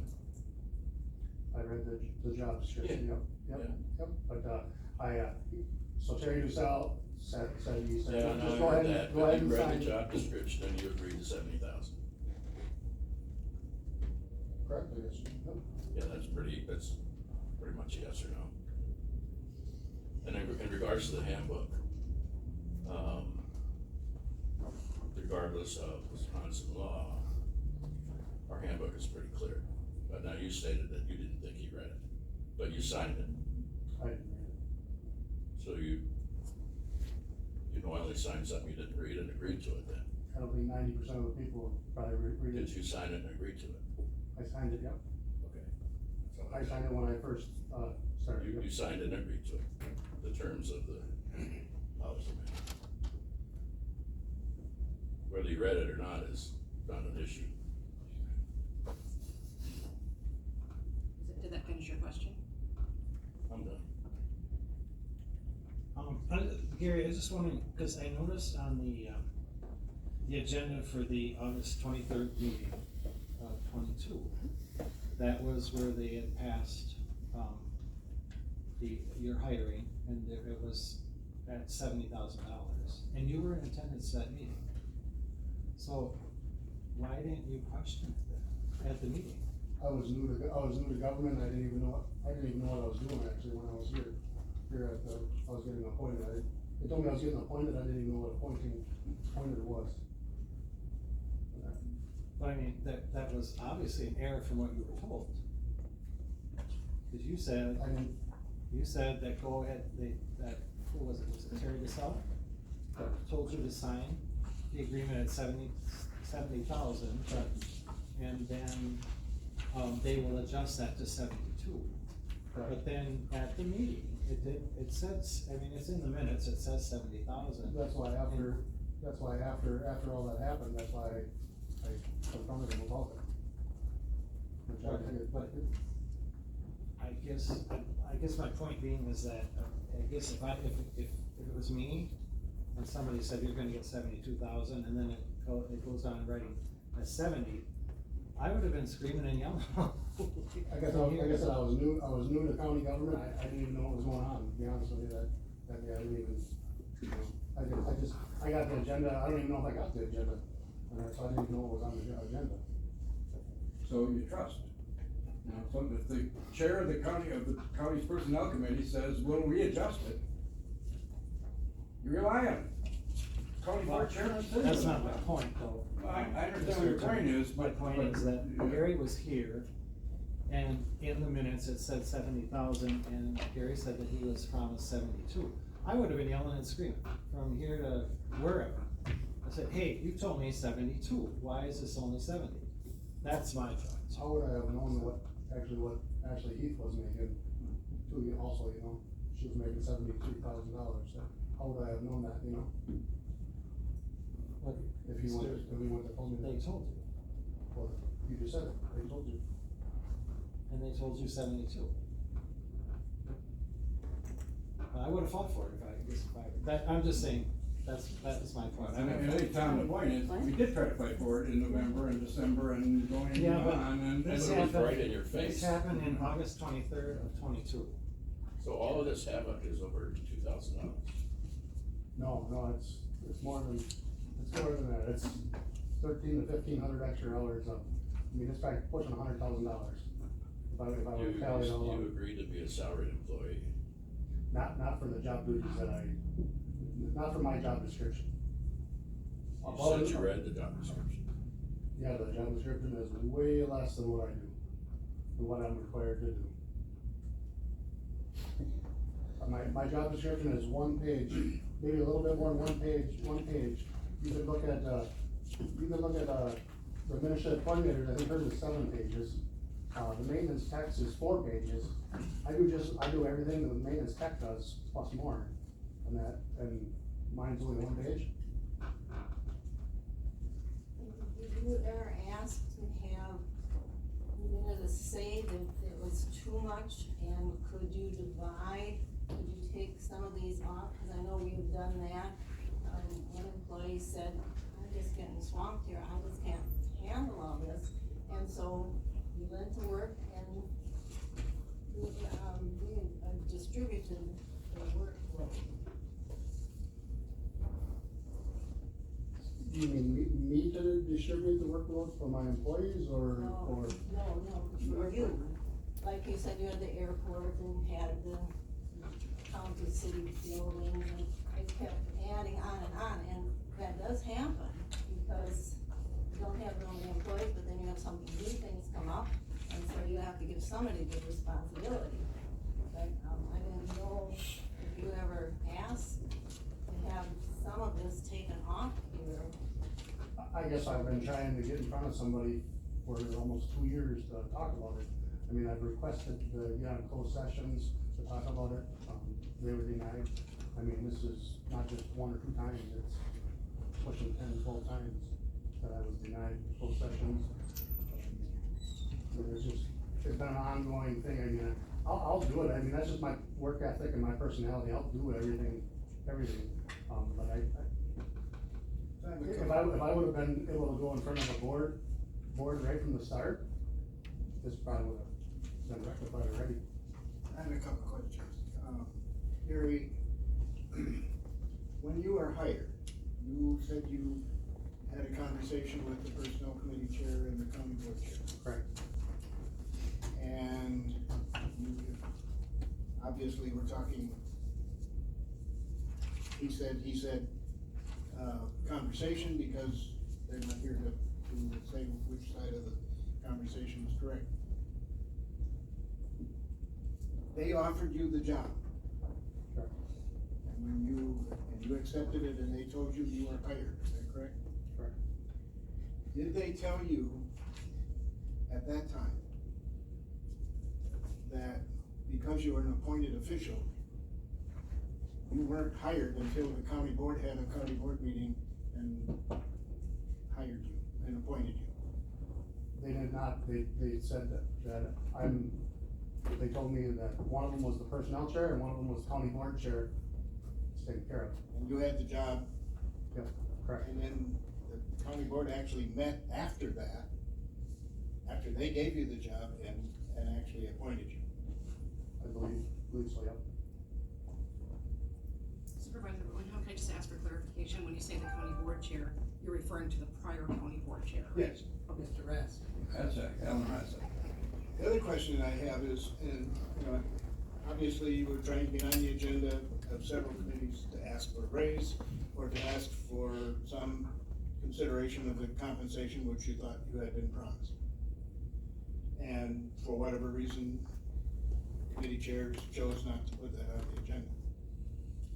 So I can understand you being frustrated by that, and I can also understand committee chairman, committee members, board members for that matter, being annoyed that you kept asking. I don't know any place where asking for a raise is considered a matter that you would be, that's a performance issue.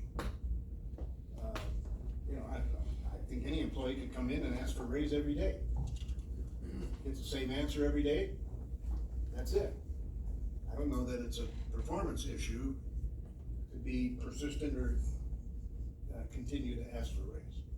So while it may have been annoying, it may have been, bad strategy even, I don't think that's a performance issue. It certainly shouldn't be something that's brought into a performance improvement plan as a matter of performance. That's my concern, so I may have something else later. Any other board members have questions of? I have another question. Gary, I'm just curious. When the question about the hospital and who was gonna oversee the work done on demolition on that, when that came up, were you asked to do that, or were you told you were gonna do that? I was asked to do it, and I told them I didn't want to do it. And then they very much just put it on me to do it. Cause I told them I didn't wanna do it because they had a bid out, or they had an RFP out for a project manager at $50 an hour. And I mean, they did give me around just under $6,000 to do it.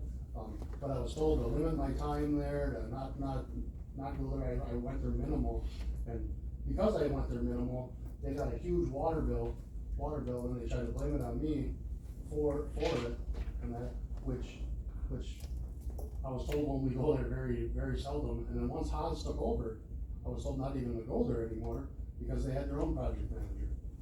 And, Who's they here? when I say they, it was pretty much, well, it was personnel committee, because it was Al Rasak was personnel committee. And that, property committee, I mean, they didn't really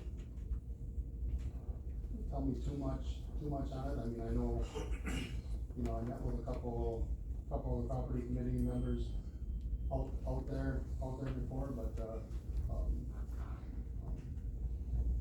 yeah, I mean, I think it was John Undershoots, just Gary can do it, Gary, on the personnel committee, Gary can do it. And, I told him, no, I didn't wanna do it unless I was compensated for it.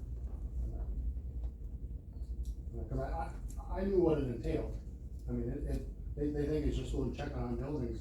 Heck, a couple of our maintenance guys were over there, every day they'd go over there, I'd go over there. I mean, it was a constant thing. It was a life and death, I mean, Rob and Ian are here right now. The one day it was a life and death situation with, the water was running like crazy, all the lights were hanging, all the lights were about this far off the 6 inches of water, the whole place could have fried. And then, John Caleb was there, I showed it to him. I said, this is a severe issue. Just for clarification on that last point that you had made about, so the document that was in the packet that was passed out by your council, the resolution, the stipend for the facilities manager, you're saying that during that time period between May and October of 23, you just received under $6,000 as a stipend for performing that work? I think it was $240 a week, I believe, they Commencing May 1st through October 14th, you said it was just under $6,000, is that what you're? I believe so, there's something. And if they would've had a full-time, even a part-time person at 20 hours a week from the start, well, from when they hired somebody, so, I mean, it's not done yet. It's still not done. And then there's $25,000 out there, and then they gotta come fix stuff, so you still have a project manager on the payroll. Any other board members have questions before we move on to final closing statements and or rebuttal? I have a point to make. Gary's council pointed out that we have lost 60 people have left.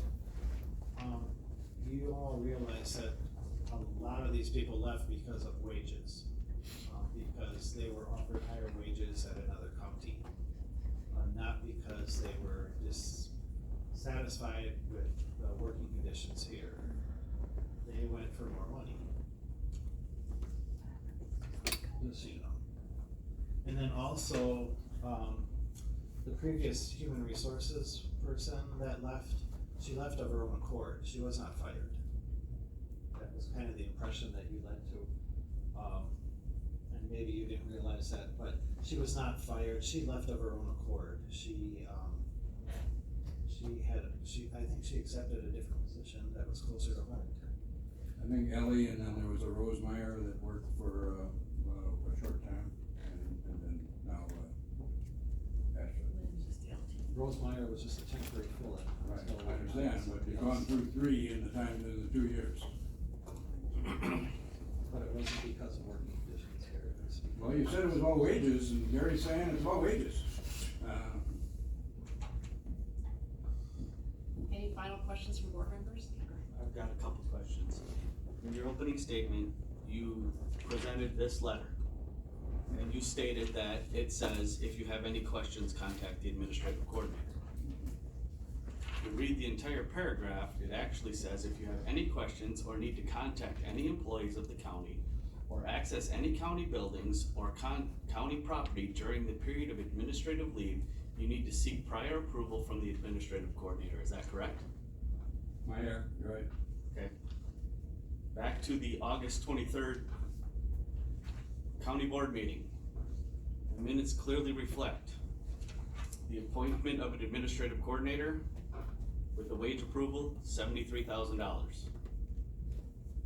The appointment of a human resources manager with the approval of wages, $65,000, retroactive to August 15th on both of those.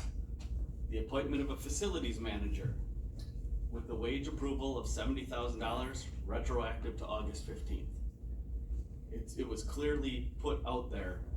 The question is, again, to Tom's point, why wait till November? Why not bring it up immediately?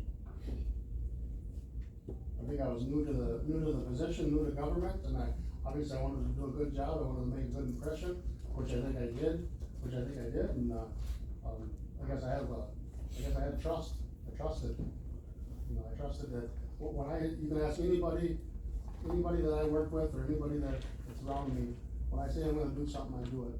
If I don't do it, I'm calling them and telling them, hey, I'm gonna get to it or something, but, what I say I do, and that's why I trusted who I was working for.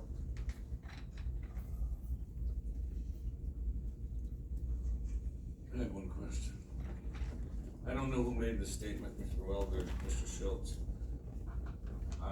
And correct me if I'm misunderstanding here. I believe there's been several statements made that you were not able to get in front of committees with your wage adjustment issues or to discuss changing of your job description. Is that correct? Am I understanding that correctly? Yes, I haven't, I got in front of property one time for it, and they were all for it. They pushed it to personnel, and then pushed personnel, just said, follow the Carlson Detman study, and that's where it stopped. And I kept on asking for, to get on other agendas, because nobody ever told me, what I thought was the county board is the only one that can decide what I do. So personnel denied it, so I tried to get on finance. And if finance was gonna put me on and deny it, or say, yeah, you're good, yeah, I'm going to county board, that's what I wanted to do, but it just never happened. So I was led to believe that I had to go through all these committees. Like I said, I'm new to government, I don't know nothing about government. So I was trying to go through all these committees and get on the agendas, but every time I tried to get on the agenda, I was denied. And sometimes I was denied, not by the chair, by other people, because I got immediate emails from certain people that, were, no, you can't be on it. And it wasn't the chair. So I just, like I said, there's a trust issue. From when I first started, I wholeheartedly trusted everybody. And that now there's a select few that I don't trust. And I'll be perfectly honest with you. I mean, it's same with like, what you guys just talked about, in that, I believe the 6-6 meeting, personnel meeting, the new personnel committee. I didn't know 3 or 4 people really in the meeting, and I wasn't trying to be rude, I just didn't know who you were. You guys all of a sudden know who I am, and know everything about me. I don't even know who you guys are. Introduce yourself at least. That's what I asked. Yeah, I was recording, I'm not gonna lie. I told you, I think you asked if we probably shouldn't proceed. I told you I was gonna just keep it rolling. And that, you guys can continue to talk. I didn't say that, you guys continue to talk. And that for quite a while after that. And then you asked again, and I said, yeah, you wanted to end the meeting if I didn't stop recording. So I said, yeah, I'll take it back to my office. I took it back to my office. I took my recorder back to my office. I brought my phone back. I wasn't recording with my phone.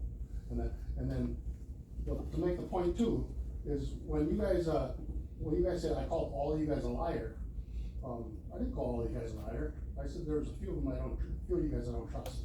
No, that's not true, you said you didn't trust any of us. No, cause No, I remember, okay, Jim. Can you play the recording back? I don't know, so when I said that, or when that was being said, I think Jim Meyer said, so you have a whole new committee in front of you, and you don't trust any of them. And I said, no, I didn't say I didn't trust any of them, I said a few of them. You said I don't trust any of you, and that prompted Jim's response. No, And then you that's what he thought I said, that's what he thought I said, and then he said that. Could you play that for us? And I could, yeah, if we can find it, you gotta wanna wait. Are you recording anything now? well, It's an open It's meeting. an open meeting, being recorded. You're right. Yeah, it's right here. But it would violate the policy according to you all. But he signed the policy. Well, yeah, he did, yeah, he signed all 87 pages of that policy.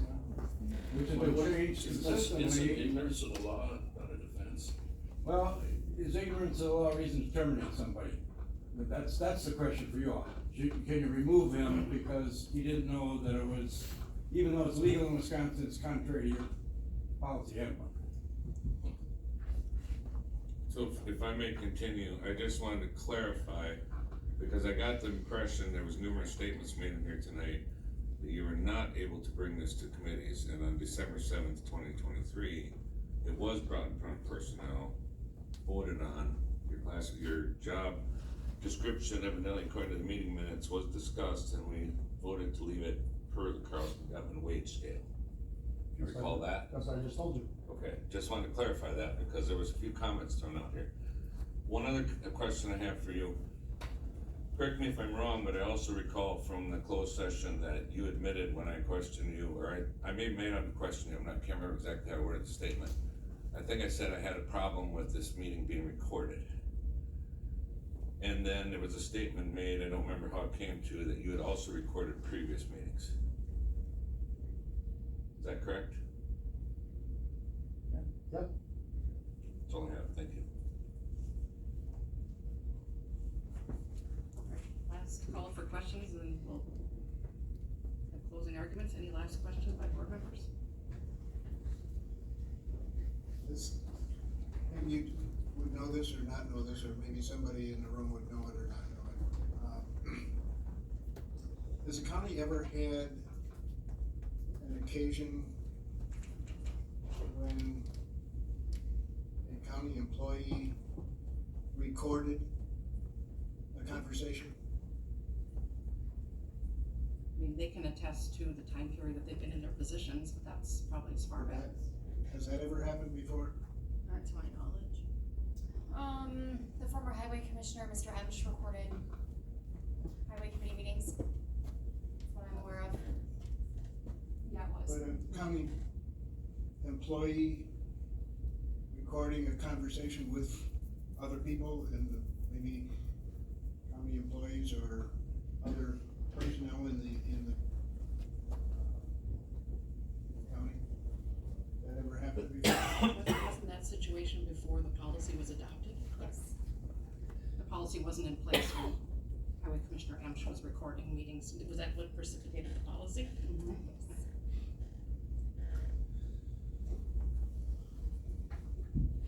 Has the county ever filed a complaint against someone and included as evidence of their complaint a recording by an employee of a conversation between that employee and the person against whom the complaint was filed? So you're essentially asking the same question again, correct? What? You're essentially asking the same question again, correct? No, I'm not. I'm asking exactly a different question. But we just said we hadn't been made aware of anybody recording since we made the recording policy, so that would mean that we But wouldn't people, have had a the people who complaint. filed the complaint used a recording as a part of the evidence for their complaint against that person. No. Is that true? Before the policy. If I'm thinking what you're thinking of, that was before the policy. So why did we adopt the policy? To preclude Because it was wrong, unauthorized it policy. was wrong Recordings. to do that. We think it was wrong to do that. Yet we used what we think was wrong to file a complaint against somebody else. Didn't make a lot of sense to me. You lost me, I'm sorry. think you just contradicted yourself. Well, you adopted a policy not to make it unlawful for county employees to record conversation, correct? It doesn't preclude recording, it just says you can record, but here's the 4 factors you have to satisfy in order to record, so that it's basically so that the person knows they're being recorded, and then the recording becomes a public record. But it wasn't illegal, correct? To record a conversation. We made it a policy violation. Why did we make it a policy violation? That's a good question. Because we thought it was wrong. No, if you read the first paragraph of the policy, it gives the reasons why. Let me just see if I can find it quick.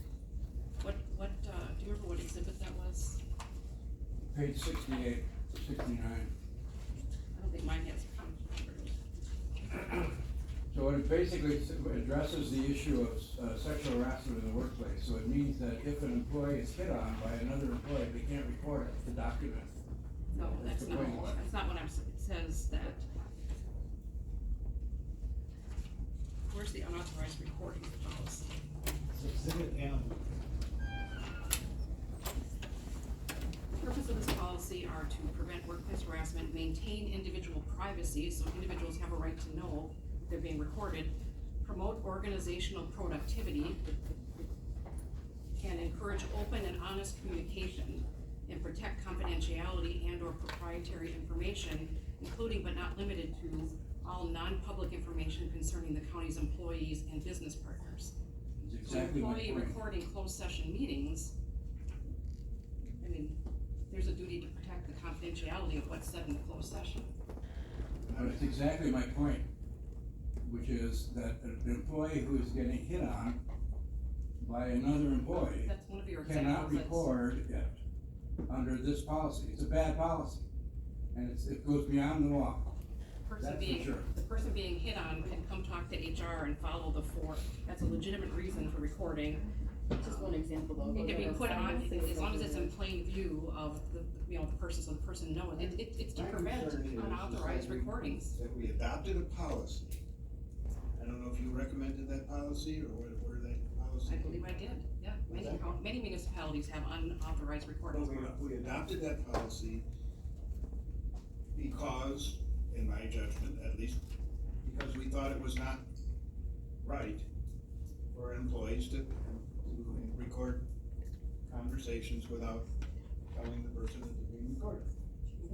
So if we thought that wasn't a good thing to do, why would we use a recording of a conversation as evidence when filing a complaint against someone? We haven't been able to identify any filing of a complaint using a recording. I think the hearing officer is showing bias.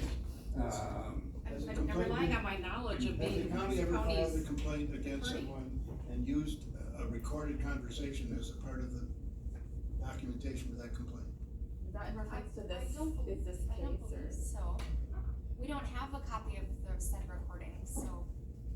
I'm really lost. Well, you did. Just say it straight out, you did.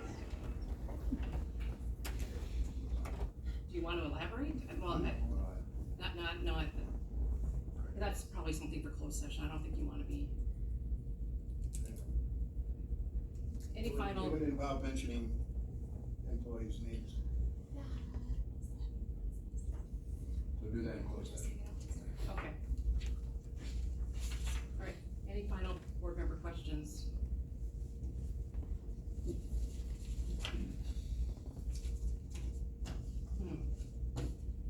Does the administration have any questions that you have of, no, just, okay, do you want to make any closing statement? Yeah. Okay. So a lot of things that we heard, that talked about today is about things not being legal. That wasn't anything of the issues that I brought up here or that the board had us look into at the investigations was whether things were legal or not. We were discussing what has or hasn't been done in regards to our county policies and procedures.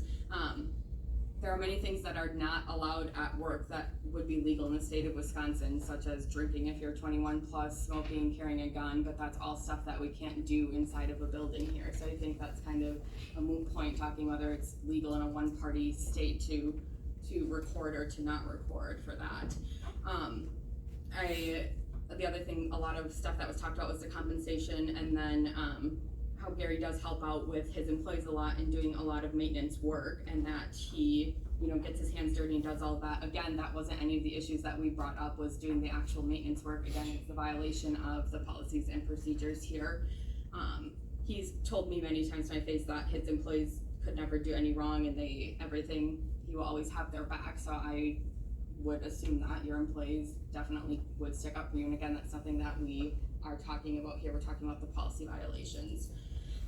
In regards to the compensation not being adjusted at all, I think you guys as board members would all know, we've talked about it a lot in WCA training and everything, that not one or not two board members can make any promises to anybody or can make promise anybody anything without having that board meeting. So by two people promising Gary that he would receive additional compensation, that doesn't mean anything until it's voted upon at a meeting.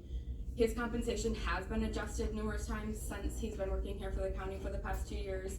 So that was false, and they said that it wasn't ever adjusted. So when they were kept referring to the wage increase that Ms. Heath got, Gary also got an increase at the same time. So that was when we implemented the Carlson-Detman wage study in March of 2023. So all employees saw a wage adjustment increase at that time.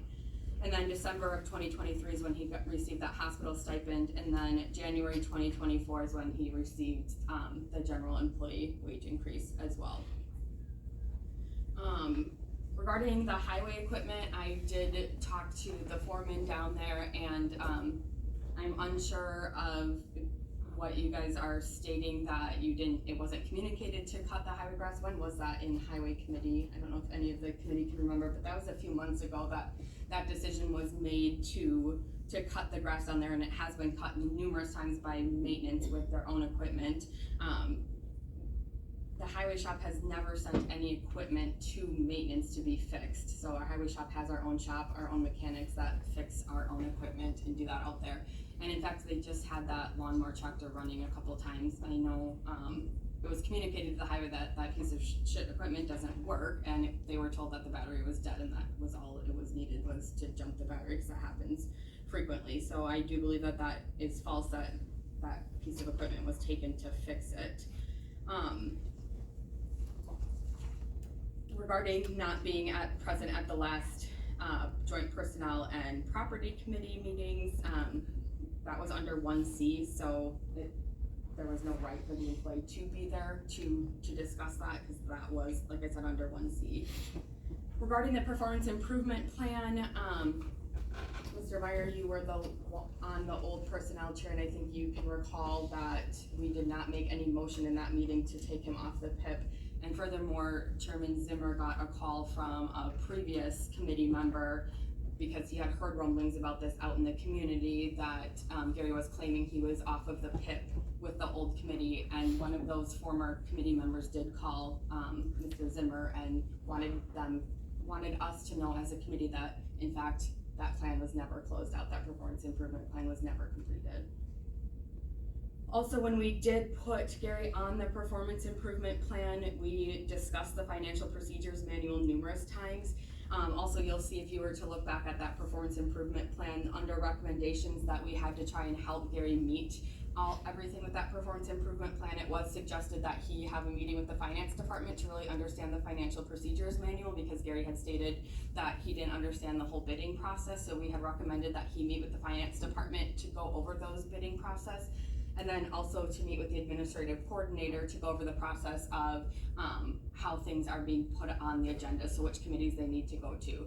And he did not feel he needed to do that, because he stated he had a good understanding, so no meetings were ever done to further understand the financial procedure manual or the process of getting things on agendas.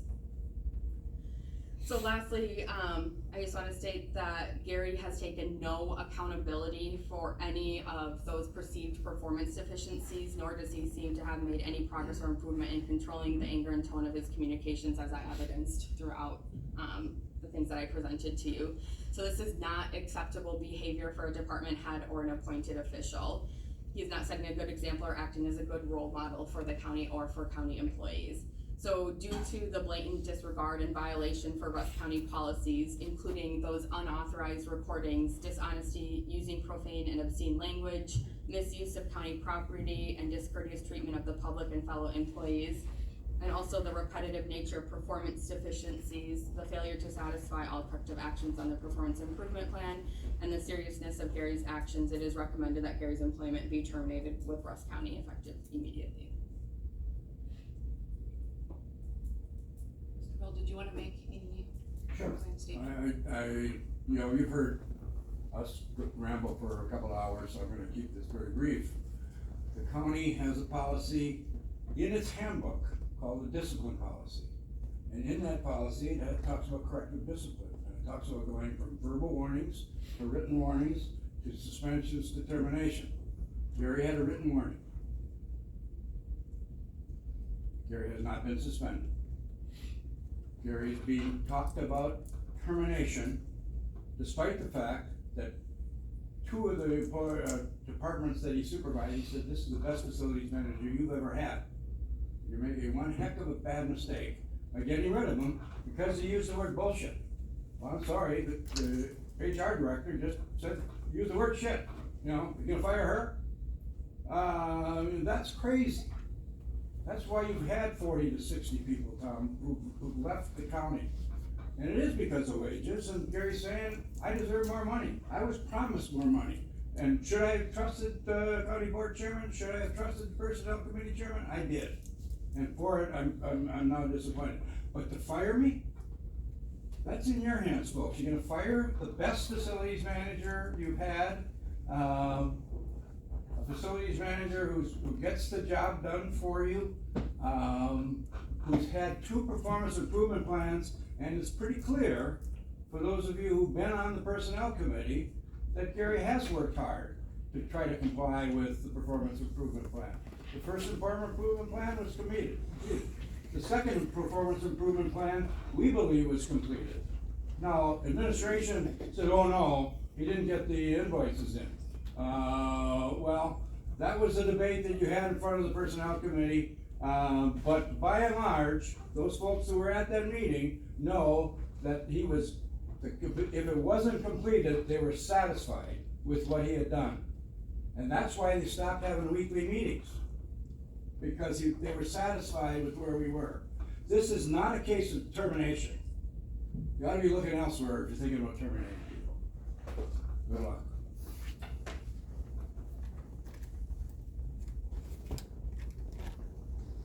It's now time for the board to deliberate, because this is noticed as a 1B disciplinary meeting. The board can deliberate in closed session, and the board chair has the language, yeah. The one that the clerk is pointing to.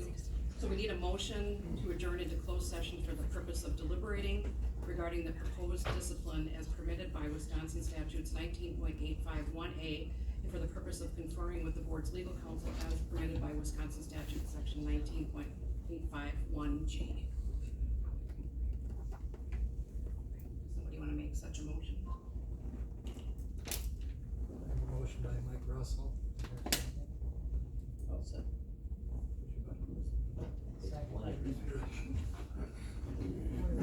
Uh-oh, Mr. went to sleep. I already got it on. I just pushed the button. Second by Mr. Dunmore.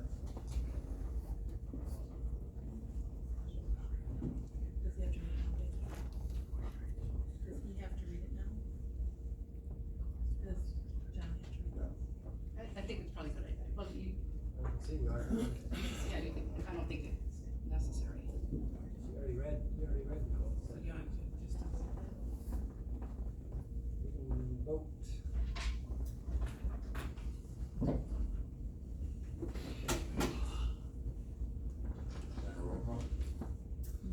Are you voting electronically? What is roll call?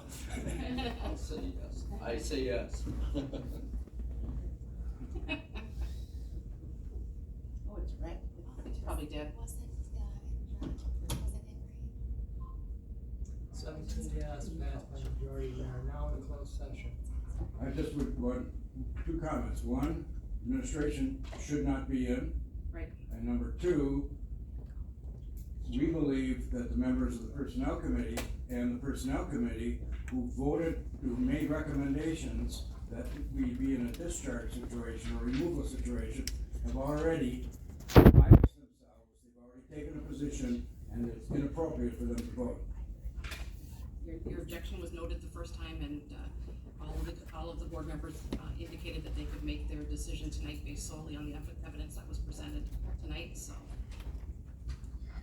They will not be, if they choose to, unless you changed your mind, they will be participating in the deliberations and vote. Are you gonna wait around, or do you want to be contacted?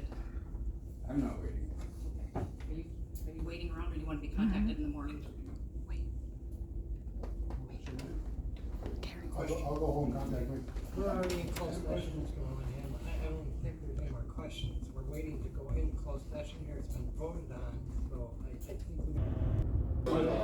I need a second.